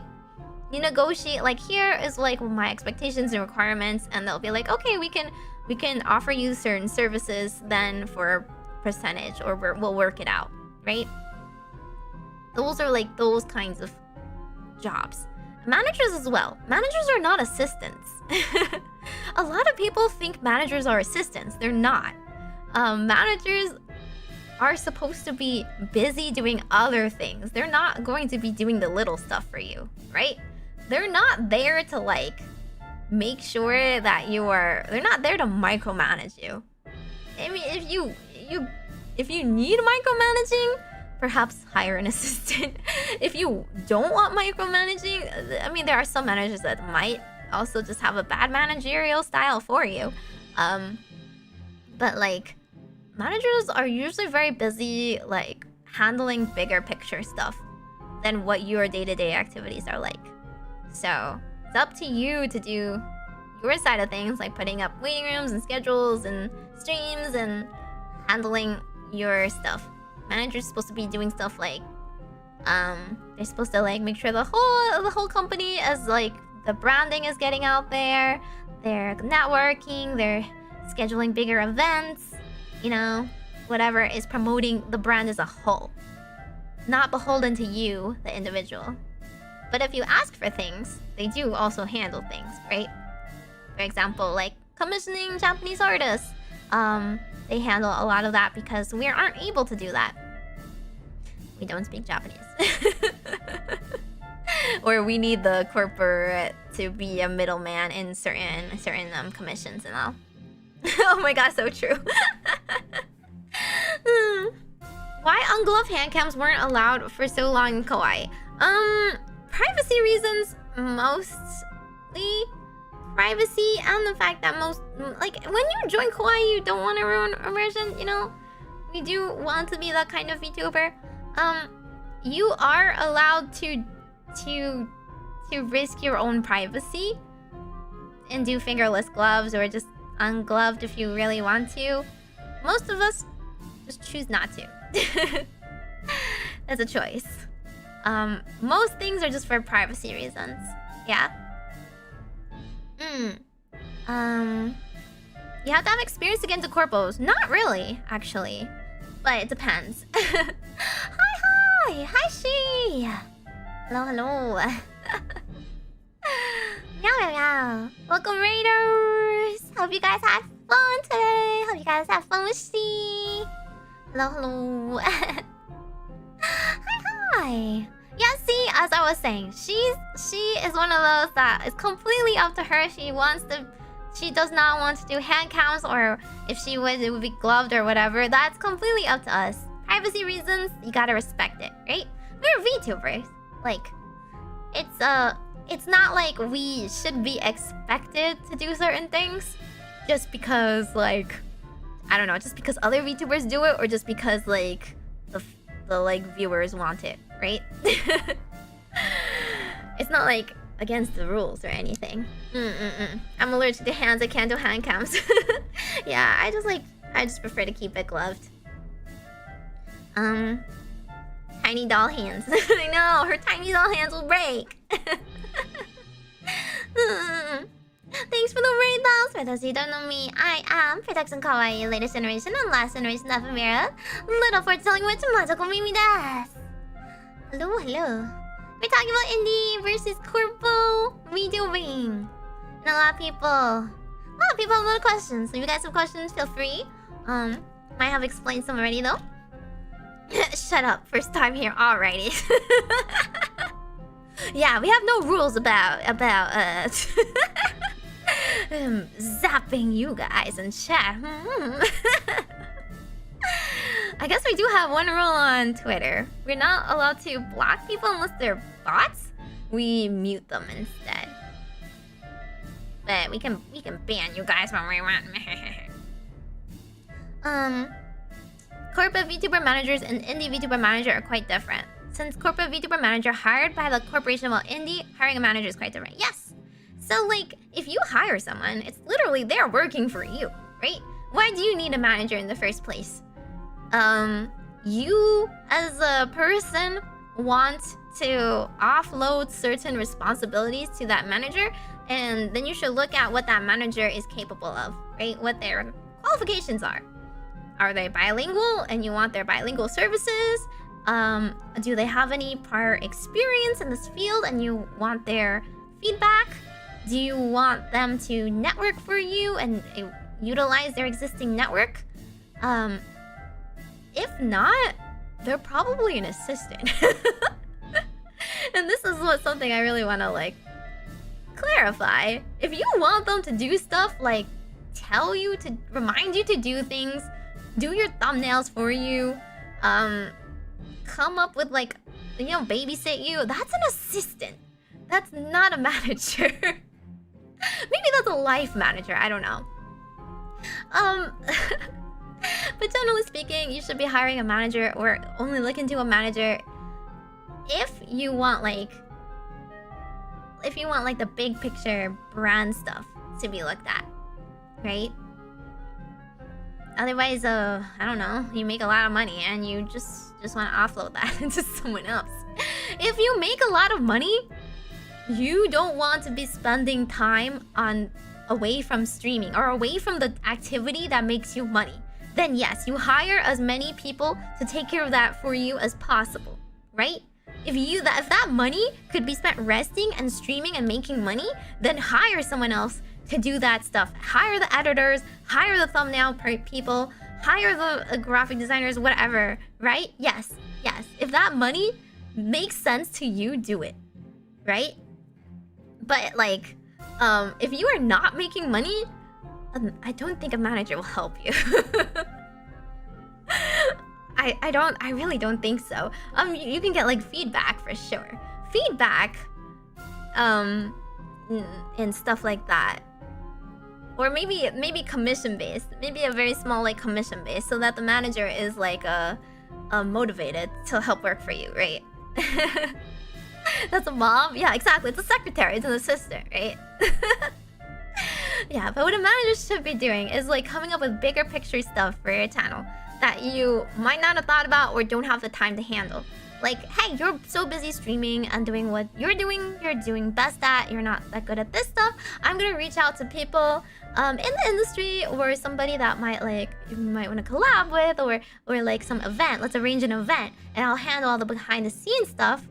They'll work with you to make that happen, right? If I told my Mane-san like, hey, I want to do even like my birthday. They came up with like a list of like possible batsus and other stuff that might be a good idea for me, right? That I didn't have to spend extra time doing myself. They came up with that because they have a lot of experience with other girls doing that sort of thing. And if I wanted to do like a big event, then maybe they would be like, okay, we'll reach out to people to help commission stuff. We'll contact people for you. You can handle it yourself, and I generally do handle a lot of this stuff myself. But they're there for that sort of thing, right? So, yeah. Batsu will hype. The management to go through your mail to make sure there's nothing insulting. Yeah. I mean, management does help that a lot. You know? Keep your DMs closed and whatnot. Then you also have a go-between to keep your privacy, right? You can mail them stuff and they'll mail it to you. I'm gonna miss those tweets from Kawaii announcing your weekly schedule. TBA. Okay, to be fair, we used to be like it had to be Sunday night, and now it's like Saturday night technically. Whether we do that or not is on us. But like before, they would just like they would put out the schedule before half of us like had even looked at it yet. Yeah, I mean, like, I think if you don't have the insight, if you don't have the knowledge in to like look at your own content and look at the VTubing as a whole or your niche as a whole, and have like a lot of knowledge on how streamers do well and what other streamers are doing and stuff like that, managers also help in that regard. But I do think most companies do try to hire people that have that sort of like knowledge, right? You want to bet on somebody that is really passionate about VTubing. How are you passionate about VTubing? You either consume it a lot, you have some sort of knowledge about it, you want to get better, right? And how do you get better? You look at other people who are doing well, and then you learn from them. So it's very like self-motivated. You like get what you put in, sort of thing. Are Corpo VTubers allowed to commission debut alt models like chibis or 3D? Depends on the company. We're allowed to do chibis. We're not allowed to do 3D on our own. We're not allowed to do our outfit designs on our own either.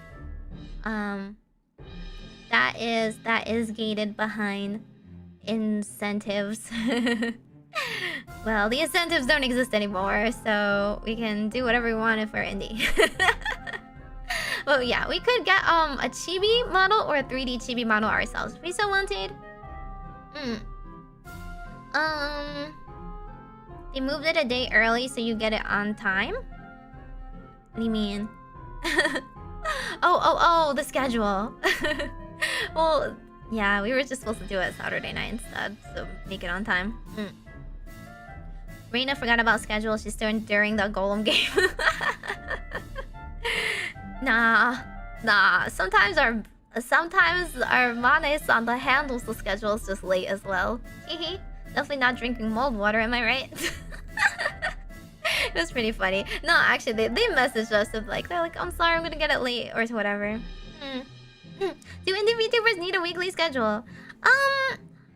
Honestly, schedule is up to the individual, right?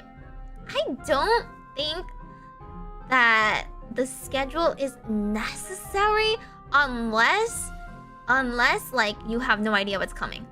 In the end, I think consistently streaming to a point where like people know when to expect you and know what kind of content you probably are going to come out with is fine. If you are Twitch only and you don't have waiting rooms, then probably a schedule is very good as well, because there's no way of knowing, right, when the next stream is at all.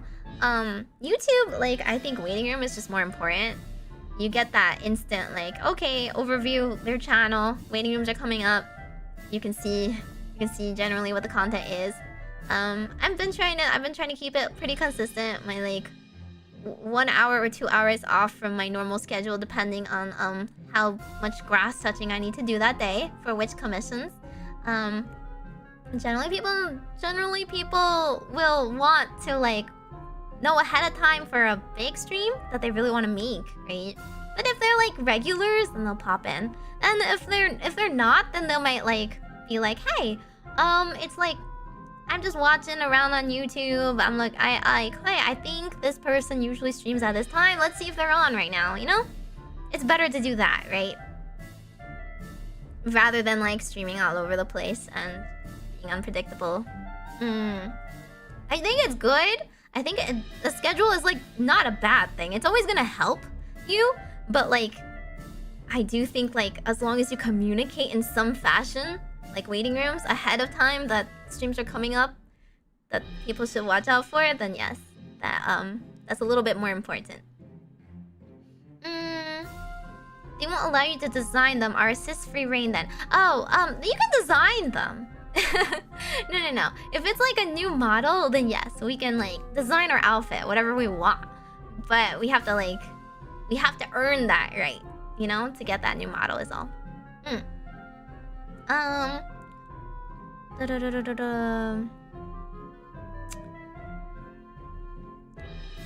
Why VTuber companies are dying recently? Well, without getting too into it, I definitely do think a lot of the initial VTubing boom, the hype is a little bit gone, and there's just not as many viable strategies to keep a company alive.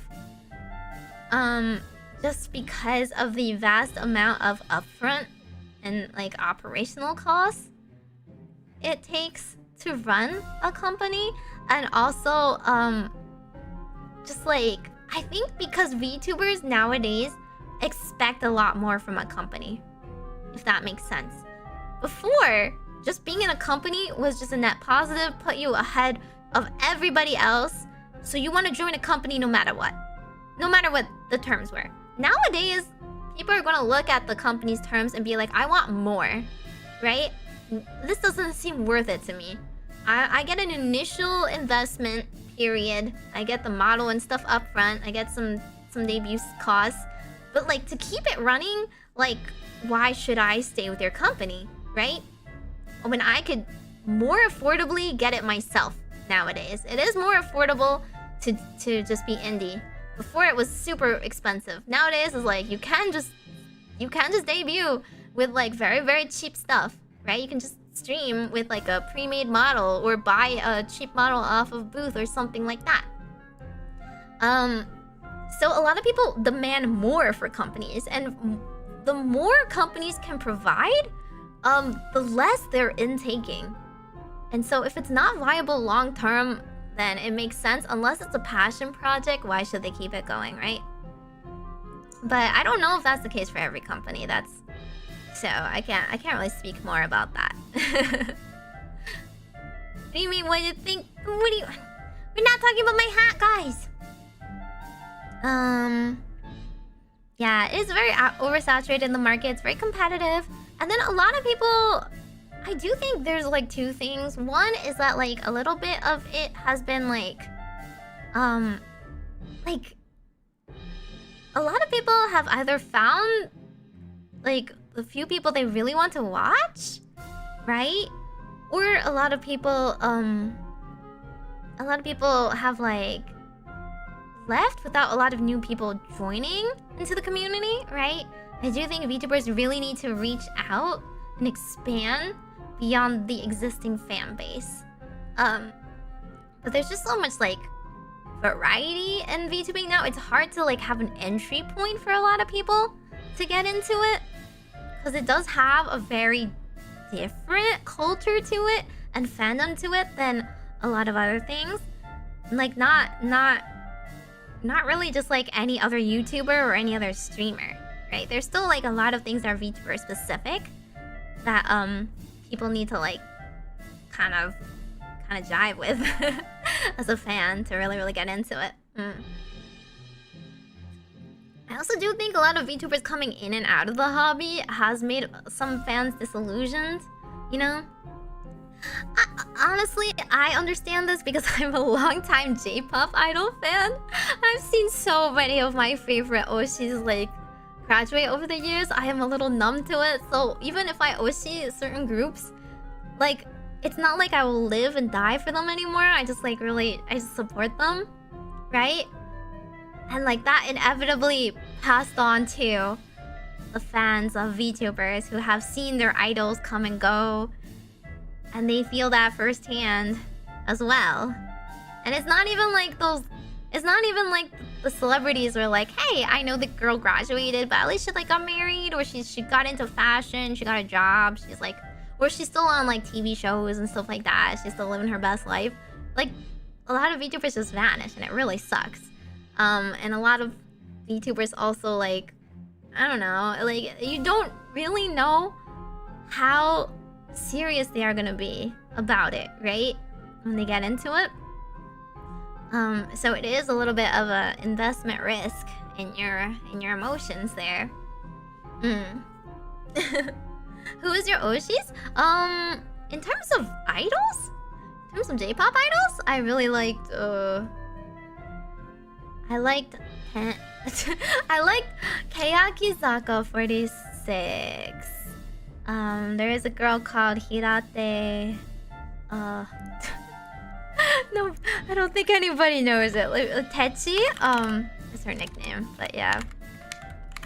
She graduated and she was like Yurina Hirate, or Hirate Yurina, or Techi. She was one of my big oshis, and she graduated from Keyakizaka 46, and they rebranded to Sakurazaka 46, which isn't the same. Yeah, the rebrand just doesn't hit the same. But yeah, that's just like one of my wishes that graduated. Woo. And it's like, okay, it's like when the sad graduations happen. That's like really hurts, you know? They graduated because they burnt out, or they graduated because like bad things happened to them. If they graduated happily, so I'm like pretty okay with it generally. Like they just got too old, they wanted to do acting, they did something else. But it's always like the ones where they graduated like at the height of their fame because they burnt out, or there was just too many like, you know, there's too many bad experiences for them to want to continue. That really sucks. I feel like indie VTubers would actually benefit from something like an MCM, but I could be wrong. They could. It's just pretty hard to join that sort of thing. If they're really big, then yes, they could. But probably like, because if you're really big and you're still doing things like pirating stuff, that's like just bad for sponsors, you know? That's just bad on your channel and your brand. So you do want to look into legally looking out for permissions and stuff like that. But if you're not big enough for that to be a consideration, then they probably won't notice, I guess. Let's see.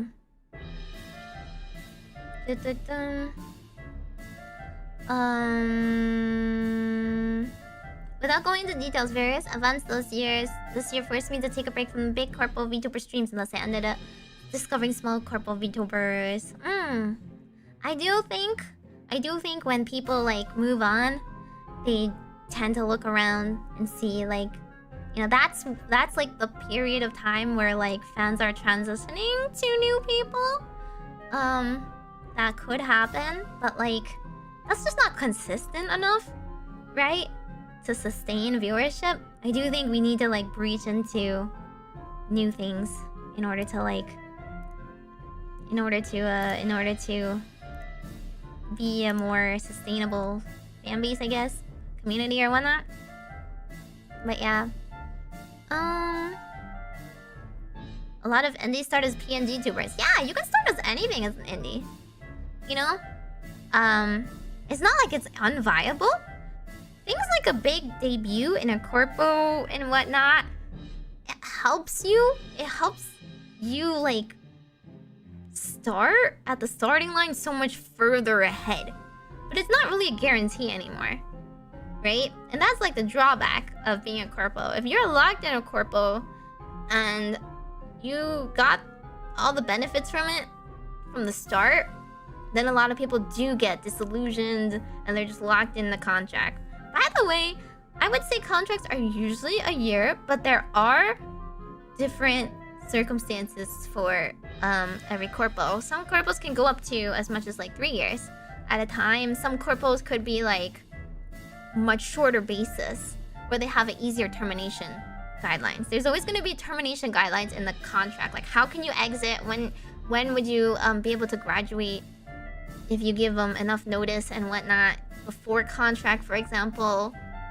And if there are any penalties related to leaving early and whatnot, you have to like do your due diligence. That's always gonna be different.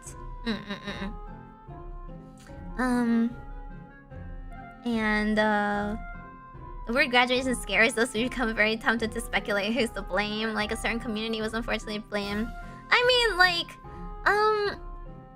I do think like no matter what happens, VTubing is unfortunately always going to be a hobby slash like, you know, sort of profession where like we can't explicitly be as transparent as other ones, right? A celebrity actor can be like, I'm quitting because I just want to, I don't know, live my life, right? Or I just don't like doing it anymore, or whatever.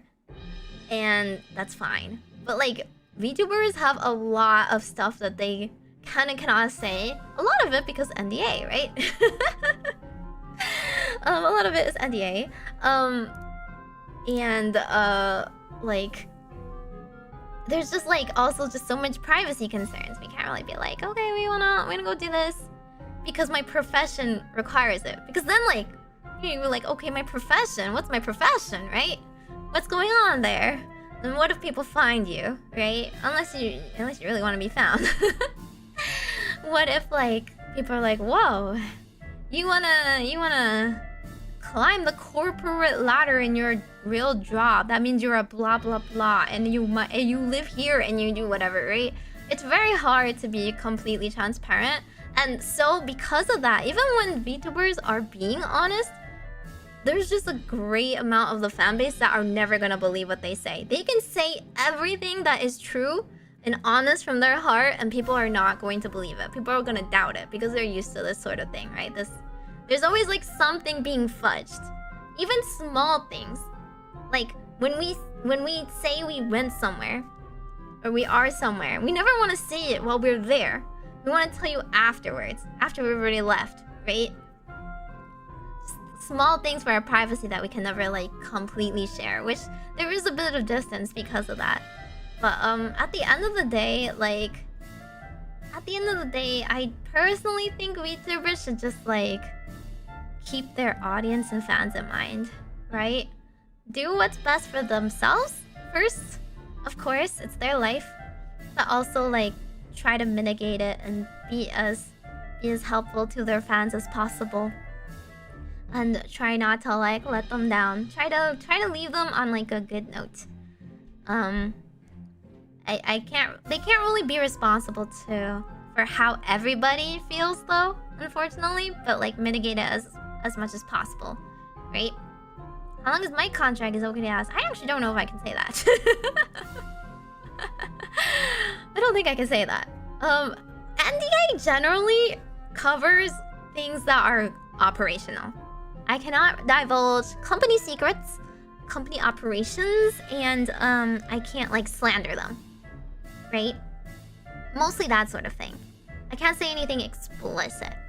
I could tell you about like some sorts of things, like oh, there was like a kawaii point system and we got rewarded for certain things and whatnot. That was like okay to say. You can leave pretty easily if the company closes down. Well, whether you can leave with your IP or not is also different. Some companies, even if it closed, you cannot get the IP. It's very, very fortunate that we get to keep our IP. It's still somewhat conditional, okay? We can only retain it if we don't break our contract, okay? We can't like start not streaming or start like, you know, going against everything we agreed to or being wild and stuff, right? We have to still abide by our contract till the end of our term, which is now November 30th. That's what the extra exit contract is for. But like they still want us to retain the IP, right? They wanted us to keep everything we've worked hard for. Which really would have sucked if I joined the company and I got nothing out of it after working really hard for this amount of time. If I got nothing to show for it, that would suck. Especially because I can't really... I mean, I guess I could say that. I was like, I was Meimi, by the way, hi. But like, I still wouldn't be able to say a lot of things because of NDA. But yeah. Managers really cared about us. They really cared about production kawaii. It was really unfortunate how it's ending, but I can assure you that managers really... They only got into this because they're passionate about it, right? They really like VTubers. They really cared about us. And they overworked themselves all the time to make sure that we were okay. And they fought for our IPs and made sure that we have everything as clear as possible. I mean, no company, no corporate is perfect. No manager is perfect. They all have human error, right? There's been times where they make mistakes, but they're sorry about it as well.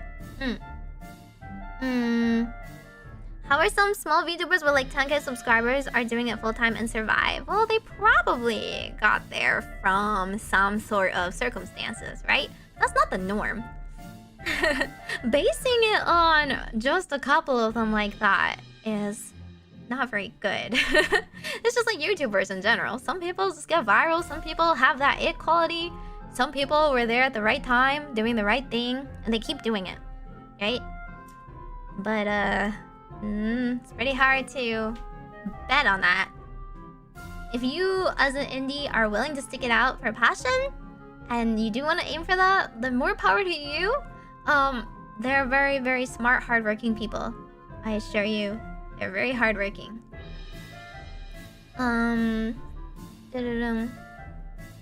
VTubers with a small pool have real-time jobs. Most of them, yeah. There's only a couple of them that ever do it full-time. Because, I tell you, it's not... it doesn't make much money. I personally wouldn't want to go full-time because of the stability issue and just the fact that I don't really want to rely on other people, right? I've always been like taught to be a very independent witch, make it out for myself, make sure I have health insurance. But like, I just don't really like the idea of my livelihood being based on other people. But I'm like, it's not like I'm saying that to judge anyone else. I think VTubers with a big enough fan base that really, really love them and support them, like, that's a great thing. I think their community, like, has attached such importance to that VTuber and that VTuber's, like, existence and presence in their lives and their content and are willing to support them. That's great, okay? But it's, like, unstable, you know? I'm just afraid, like, the next day it could be gone, right?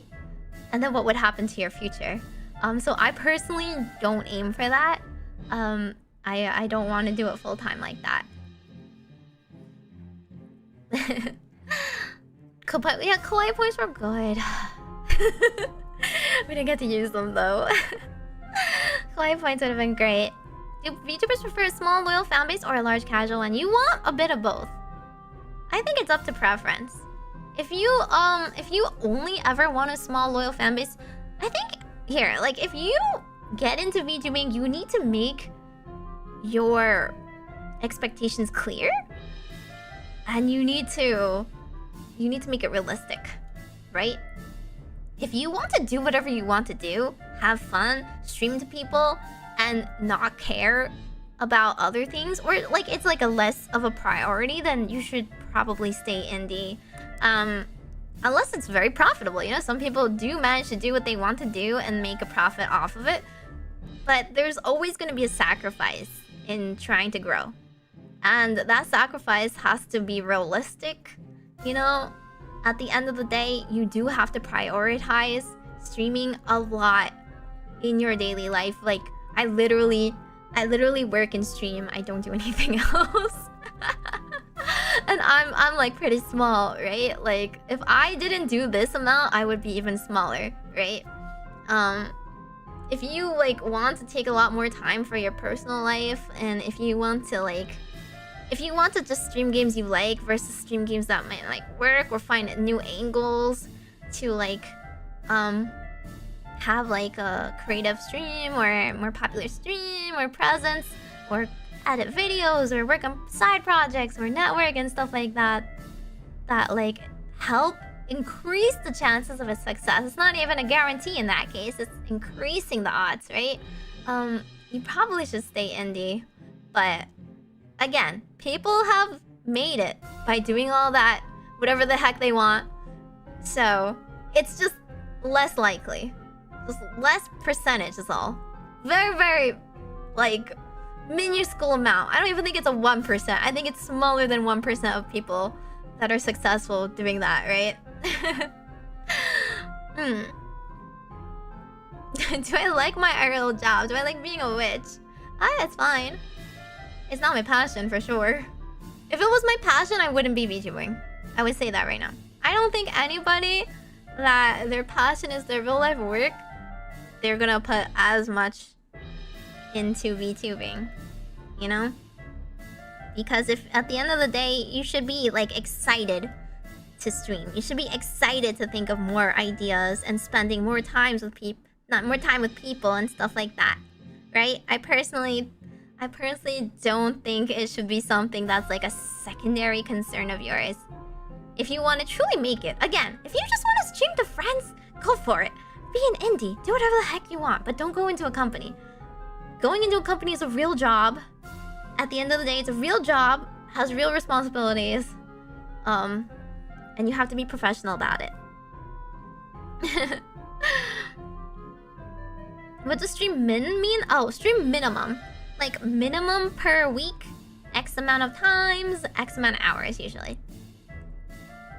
And that's just because, I mean, A, like if they are going to be paying you, they want you to commit to a certain amount of work on your end, and then B, if you want to grow it all, it's just consistency is just you know, tactic that has been proven to work. I like my job, so I'm not a cute anime girl. Yeah, more power to you. I don't dream of labor that much. I like VTubing. Too much work to do it simply out of boredom. There's gotta be a certain level of passion to it. Exactly. If your passion is like... If your passion is something else, you're always gonna like want to do the basic bare amount and everything else and hurry to it, right? If it's not VTubing, you're gonna do the bare minimum amount and then go and do what you prefer. So it has to be a passion thing. It's like for most people, you just want to like be self-sustaining, and then you want to make a little bit extra to invest in future projects or VTubing, right? You're not really generating that extra amount for yourself.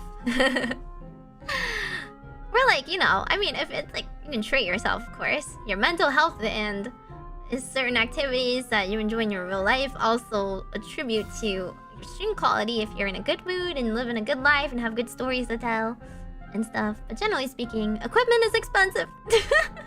It's way more expensive to be a VTuber than a normal streamer. Normal YouTuber or anything. Everything is more expensive as a VTuber. If your Shein can stream 8 hours a day every day. help.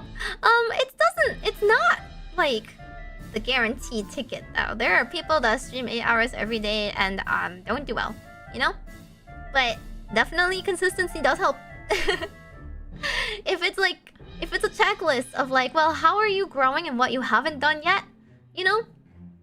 Then it'll be on there. But it's more consistency and less so the long hours. Long hours on Twitch help apparently though. But yeah.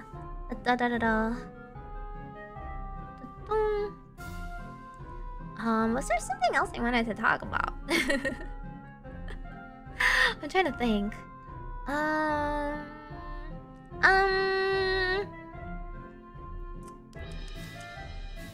guess I haven't really pointed out enough indie things. Oh yeah, there were some people that asked if you needed a lot of experience to get into companies.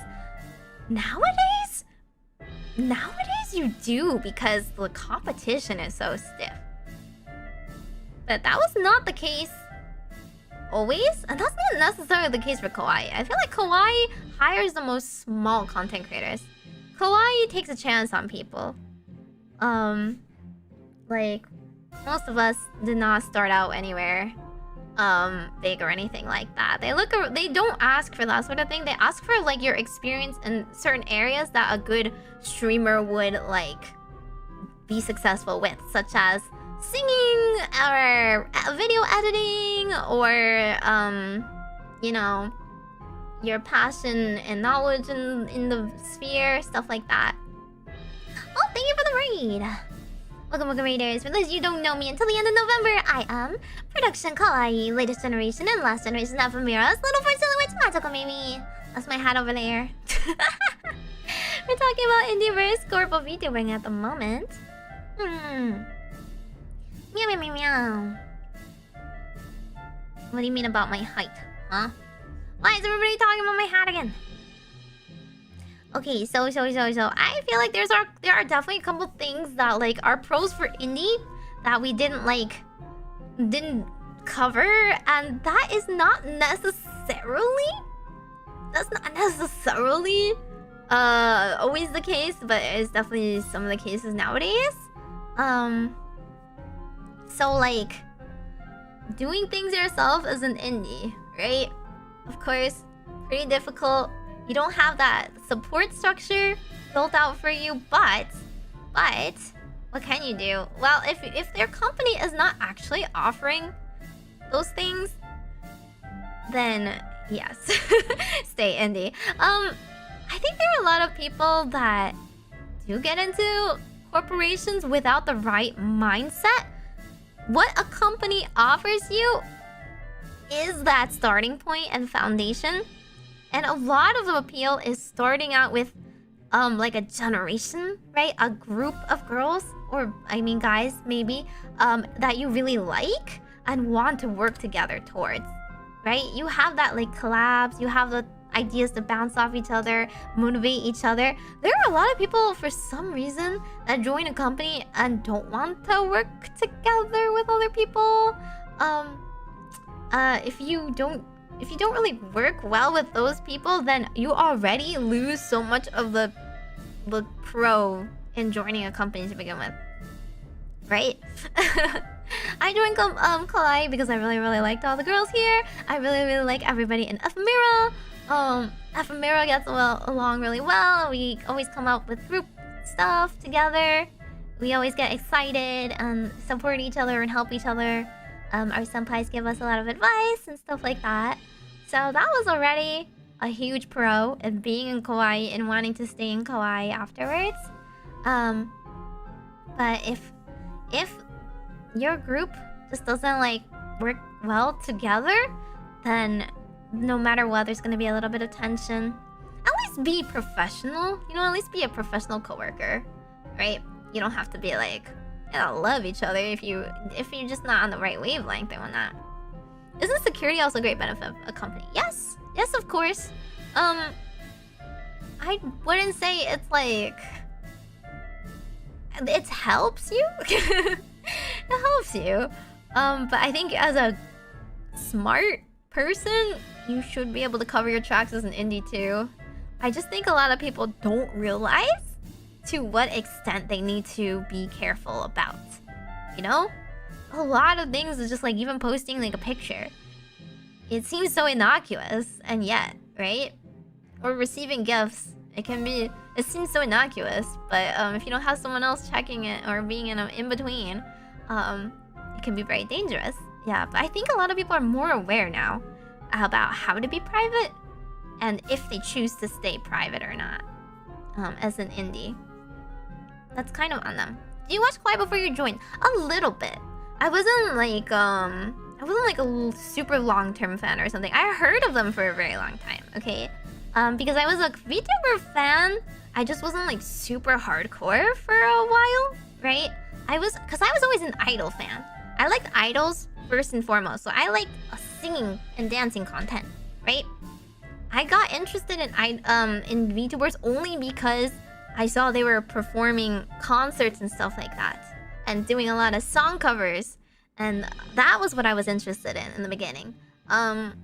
So I had seen some covers, like I saw Ayla and Reina's like Chug Jug cover, and I thought that was like the funniest thing ever. I thought that was like, you know, peak comedy, and like oh that's like what VTubers are capable of, right? But I wasn't like a big stream watcher, because I feel like in order to really get into stream watching, a lot of VTubers do like Zatsu content, right? They just do like, they just chat back and forth, and that wasn't something that was missing in my life, because I do have a lot of friends. Nowadays I only talk to VTubers, but that's on me. I didn't really need to look for VTubers to like hang out with and talk to, so I didn't really watch actively for a time. I got interested in kawaii specifically more after their idol concert, right? After Forever Bloom, that was when I was like, oh my god, like they managed to do an EN concert, that's so cool, I want to do that.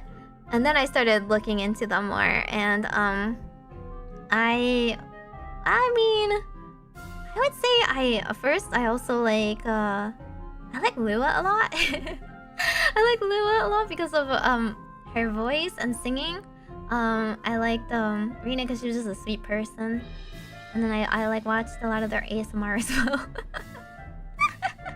I watched like, you know, VOD content, right? It wasn't really like an active chat or anything like that.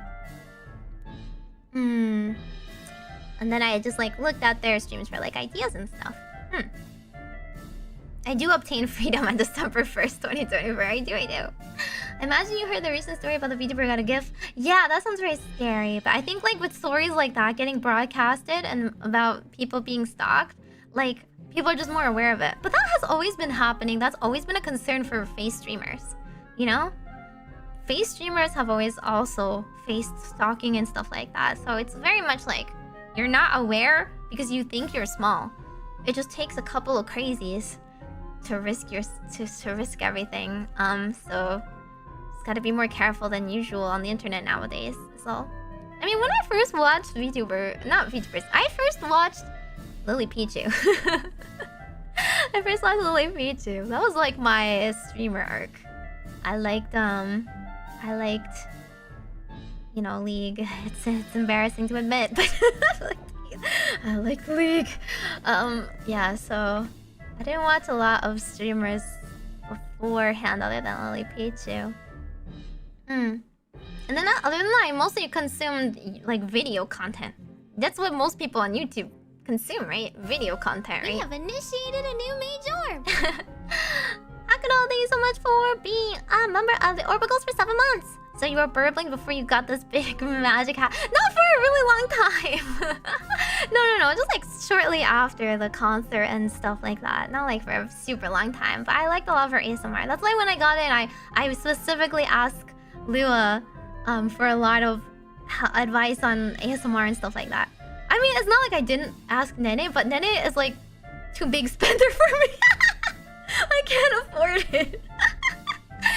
Lua was more like, oh, here's some entry level stuff. Yeah. Still League Road, but no, okay, I don't watch League content anymore other than Worlds. Don't at me for watching Worlds, okay? In my country, VTubing is ancient professionals. Back then, it didn't involve YouTube, only virtual. Oh, VTubers with nostalgia. Oh my god, VTuber being nostalgia. How young are you? Just kidding. I used to watch a lot more videos, but I got watching VTubers, and then that took up a lot of my time. Yeah, pretty much. Because when someone's live, it takes up so much of your day. Whereas like videos are more like edited down. I still appreciate VTubers that do edited content or like edited videos. It's very consumable that way, right? We're watching clips. Some of them are really good. I don't know. I literally watched like, you know, YouTube video of like the girl who goes to like 50,000 crane machines and does gacha in Japan. Like like you know, that kind of comfy content. I watched the video not because of the person, but because of the content, right? Or I watched like Sophia Nygaard, where she like covers like some fashion topic, you know? And I'm like, oh, that's like pretty interesting because she edits it and does a like a review in depth and explains the topic. I'm not there because she's like talking to me for 5 hours and I get talk back, you know? Do you like using Twitter? I like it as much as I like any other way to talk to people. It's like I don't really like the site, right? It's not like I particularly like YouTube either. I like it as a means of communicating to people. And I'm frustrated when they limit my attempts at communicating with people. I'm a very yappy girl. I need a lot of attention. I need more people to respond to me ASAP. And I like discovering things. I follow, like, you know, all VTubers and artists and stuff like that, so I'm happy when I can connect to them. It's pretty hard to keep up with people otherwise. 5-figure setup, 4 figures of backup tech for Nene. Yeah, I know. I wish. I recently asked them for like mic recommendations, and it was like, oh, here's this mic that I use, and both Lynette and Lua were like, we use this mic, and I looked at it. It was $450. Like, I don't know about that, but that's not my monthly income for VTubing. Why is everyone asking about Arcane? I only watched 3 episodes of the first season of Arcane. So, yeah. I don't like it when kids are sad. It was very sad. 3D concert was a massive positive for the company, influenced people to become VTubers. All of Ephemera pretty much joined because we saw the concert and we really wanted to do that ourselves. That was something that Kawaii was offering that none of the other companies were offering. And the fact that they give a chance to like small people, right? We didn't like have a big resume or anything like that. Yeah. It does promote like virtual technology. It does promote like how far VTubing can go as a medium, which is very exciting. I do think like VTubers should use VTuber tech to push it as far as possible, right? Like we can be creative. We can do a lot more than other streamers and video content creators can do live, and be interactive and be fun. It takes a lot of resources and time and energy to do it, but we still can do it. Not all the time. Definitely not all the time. Am I excited for the end of November? I don't know. It'll just be a thing that happens. It's a process.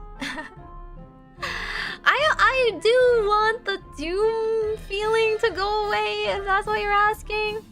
The feeling of us going kaput is kind of nerve-wracking. It's kind of like no matter how much you reassure yourself, you're still gonna be nervous. Like, what's gonna happen afterwards, right? Once it happens afterwards, it'll be fine because it'll be like, okay, I know now, so I can stop being nervous about it, right? But even if you like are hopeful or reassuring yourself What happens will happen. It's still nerve-wracking to wait until then. Did some of FMR know each other before VTubing? Not really. Maybe we heard of each other, but like, not really otherwise. Always have a plan B for content creation. In terms of a career? I mean, I guess, yeah, this is... I mean, but at least anyone that is a full-time content creator can still continue, so it's fine. Yeah, exactly, the band-aid ripped off. But I do think, like... I do think some companies, to talk about drawbacks of companies, I do think some of them are a little short-sighted, or a lot of them are like... They're a little too beholden to tradition, right? Or maybe they don't have the time, or they don't have the knowledge, perhaps, to like see what other people are doing. So like, it is a little frustrating if you're limited by that. If you're limited by that structure. Indies can kind of do what they want, right? They can try new things. They have to shoulder the risk themselves, but they still can try new things. Whereas some companies, they like don't realize that like this is the new trend, or this is the new thing, or they pick up on things a little late, and that does limit you, as well as like limiting you on what you can spend. I guess, you know, you can't have an outfit anytime you want. Maybe you are somebody that has the money or budget, or wants to fundraise it with your chat, and new outfits do, like, they do draw people in. It's an event, right? New things do cause, like, more eyes on you. If you're not happy with your existing stuff and you want to rebrand, and you don't feel like what you have is representing yourself accurately, you can't express yourself well, if you want to change something or do something completely wild, you are indeed limited. You cannot do whatever you want. Because the brand is owned by the company and not you. At the end of the day. It's not about what you want. They still get like a say on like what they think is marketable. Right? You can't be like I don't know, you just can't wake up tomorrow and be like a garbage pail VTuber. Company will probably say no. And who knows? It could be the next meta, right? Maybe the indie VTuber that's the garbage pail VTuber is gonna take off because they got to do it and you didn't. You can't really follow your dreams if you want to change who you are, or change a lot of existing details and stuff like that. And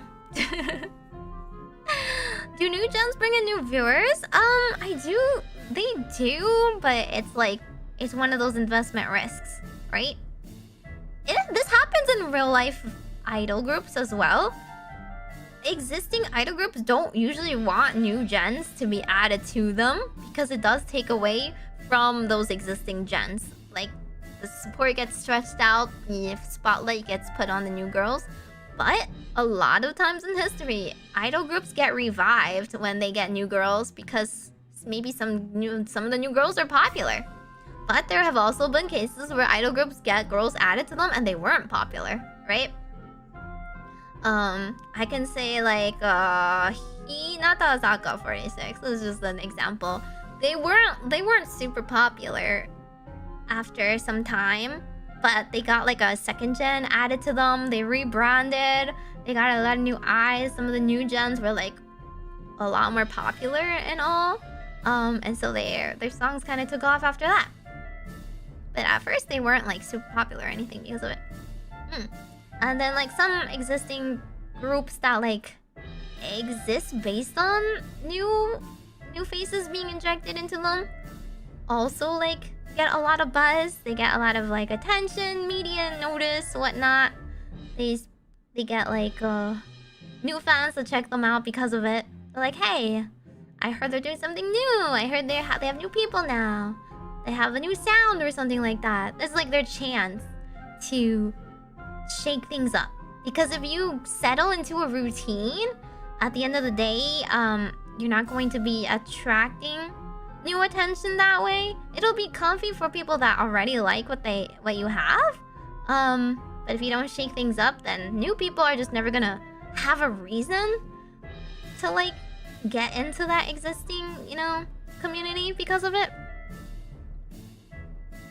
And then also like they might feel like left out, you know. It's kind of hard to be a new fan or people who have already gotten like their inside jokes and their a long history of stuff. But it's much easier to just like get it in when you start with somewhere new. You start at the beginning with everyone else. Okay, it's almost time for my watch along now. Yeah, any last minute questions? But I want to do a debut bingo. Hang on, let me do a debut bingo board. You guys can do it along with me, but there's actually this thing right here.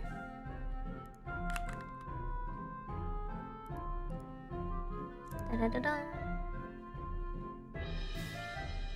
How do I change it? Hang on.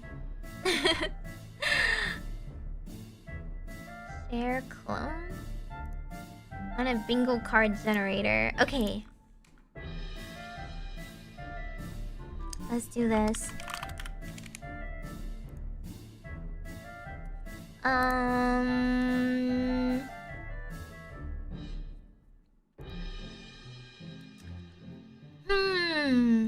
Actually, I don't know.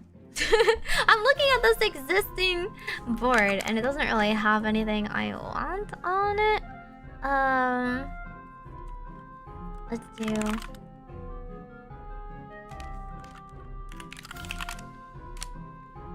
Let's build it together. I will...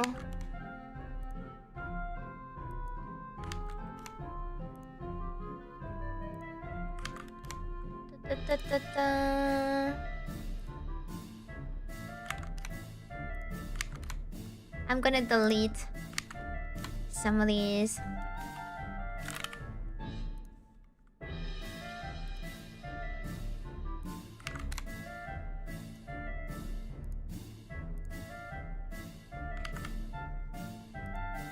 And then I'm gonna show you guys the screen.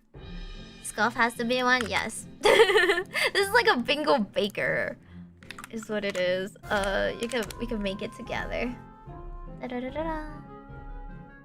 Shoot, it just like undid all my work. Why? Okay, this is like... You can use any bingo maker, honestly. You can use paint. You can use paint. But I think it would be funny if we like made up some bingo things together for it real quick. Da-da-da.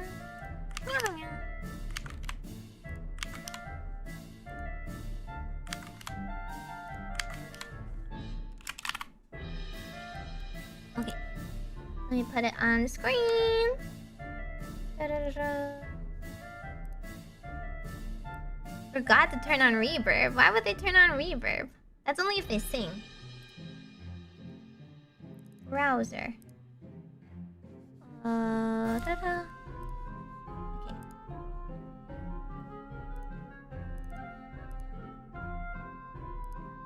Bam. This is like one that already existed, so it's not like super good or anything. This is what it looks like. What should we add to it? I took some things out. Isn't Rita a singer? She is a singer.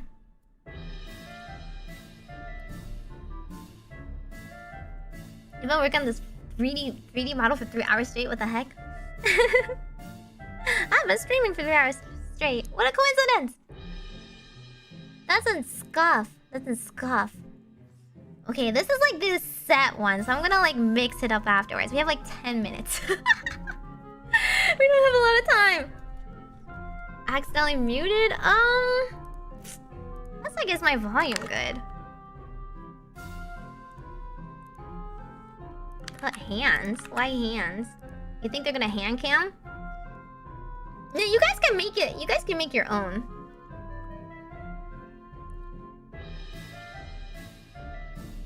Let's see. What do I think? So I'm like friends where have watched some of them, so I kind of know what some of them might do. But a lot of them, they're experienced, right? They've debuted before. So a lot of it is not gonna be that scuffed. It's not like the same as a new VTuber debuting or anything. So again, Noah is an agency. They've existed mostly in the Chinese sphere, but this is their like EN market introduction with Primordia, which consists of Sayu, Rita, and Rita, who used to be in Prison Project, and then Ria. Ria, it was my friend. She's actually my IRL friend. So I've known her for, obviously, for a while, but so they are an adoption style agency where they don't come up with like anything for you. You retain your IP and you get to debut, and they offer managerial services, branding services, stuff that I've mentioned before that might be a draw to a corpo that would benefit you if you're already a big indie, right? If you're already a big indie, none of the joining corpo part benefits applies to you anymore. You don't need their upfront cost to make you a model. You already have one. You don't need that, like, you know, networking. You presumably have a lot of the draw to network yourself. You limit yourself by having to follow those rules. You limit yourselves to, like, doing what they think works for you versus what you already know works for yourself. So why would you join that? You would join an agency that you can offload work to. You know? You give them what projects you want them to do, and they handle it. They give you that manpower to handle those projects that you don't have to worry about anymore. Or perhaps they find even more sponsorships for you, stuff like that. And a lot of what Noah does, they're from a Chinese MCM for Medishan. So for those of you who don't know, Kaya, my senpai, and Koha, my genmate, also stream on Bilibili. They probably won't be able to do that as an indie because Bilibili has really strict rules for who and how you can stream on it.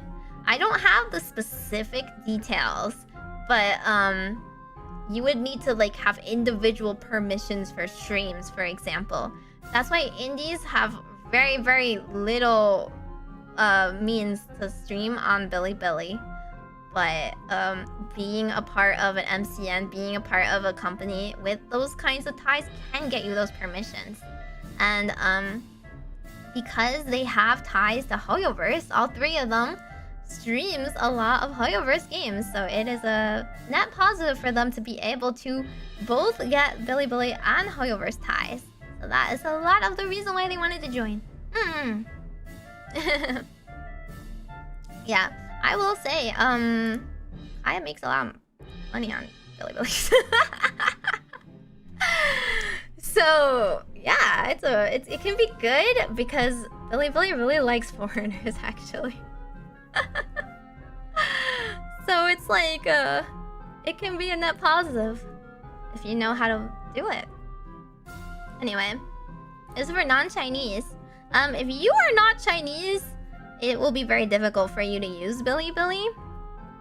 But yes, you have to be part of China to stream on Bilibili.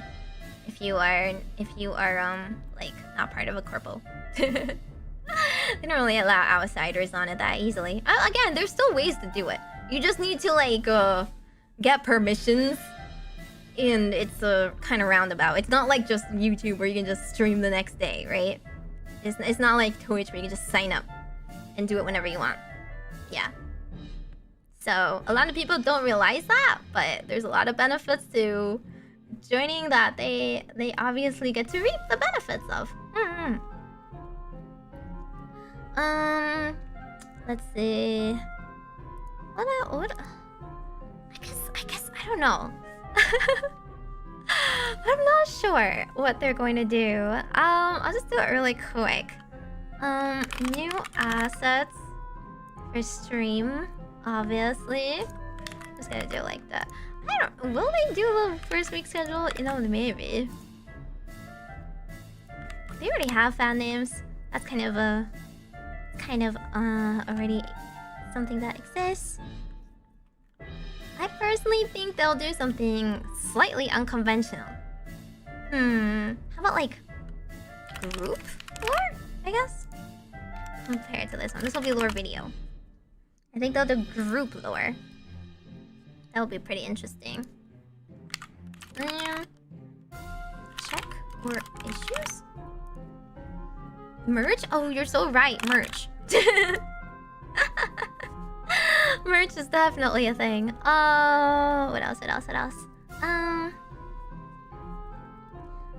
Well, let's see. Debut video games. Oh yeah, video game likes or dislikes, right? They already have an original song though. That's already a thing. I don't think everyone will sing during or after debut though. But I'll just keep that on. So they already released a song and it's really banger. They're already a VTuber re-debut. Oh yeah, what are we watching? It's a watch along in the next stream. I'm gonna be raiding into my next stream, which is the watch along. Oh yeah, I will have it on screen, but it just will be muted. If that makes sense. I'm gonna be watching it along on my screen, but it's the audio is gonna be muted, so I'll be leaving the links for everybody. Yes, they're streaming it on YouTube. Oh, they will have an RPG maker or VN? That would be really interesting. Okay, visual novel. Maybe. That would be kind of interesting. I think they might... interactivity with chat. If they'll ask chat to do something, or say something, or whatever, or respond. Yes, a few of us have been sponsored to do the watch-along. Non-PowerPoint presentation? Okay. That's kind of funny. Live singing? Live singing is this. Singing during or after debut. Although I don't think they'll do it. Akasuba jump scare? Oh! You think they'll have alerts on? I think it might, like, mute it. Who knows? Might be interesting. I guess they could always gift bomb in chat and you would still see it. Even if they have it muted. They're not gonna, like, unmonetize it. You're right. Okay, last one. Oh, yeah, actually, let me just raid, okay? 1 sec, let me just raid into my stream. See you guys... I'm not even gonna go to the ending screen. I'm just gonna raid into it, okay? That'll be easier.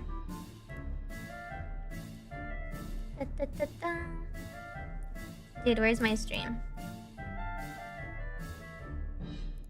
Okay.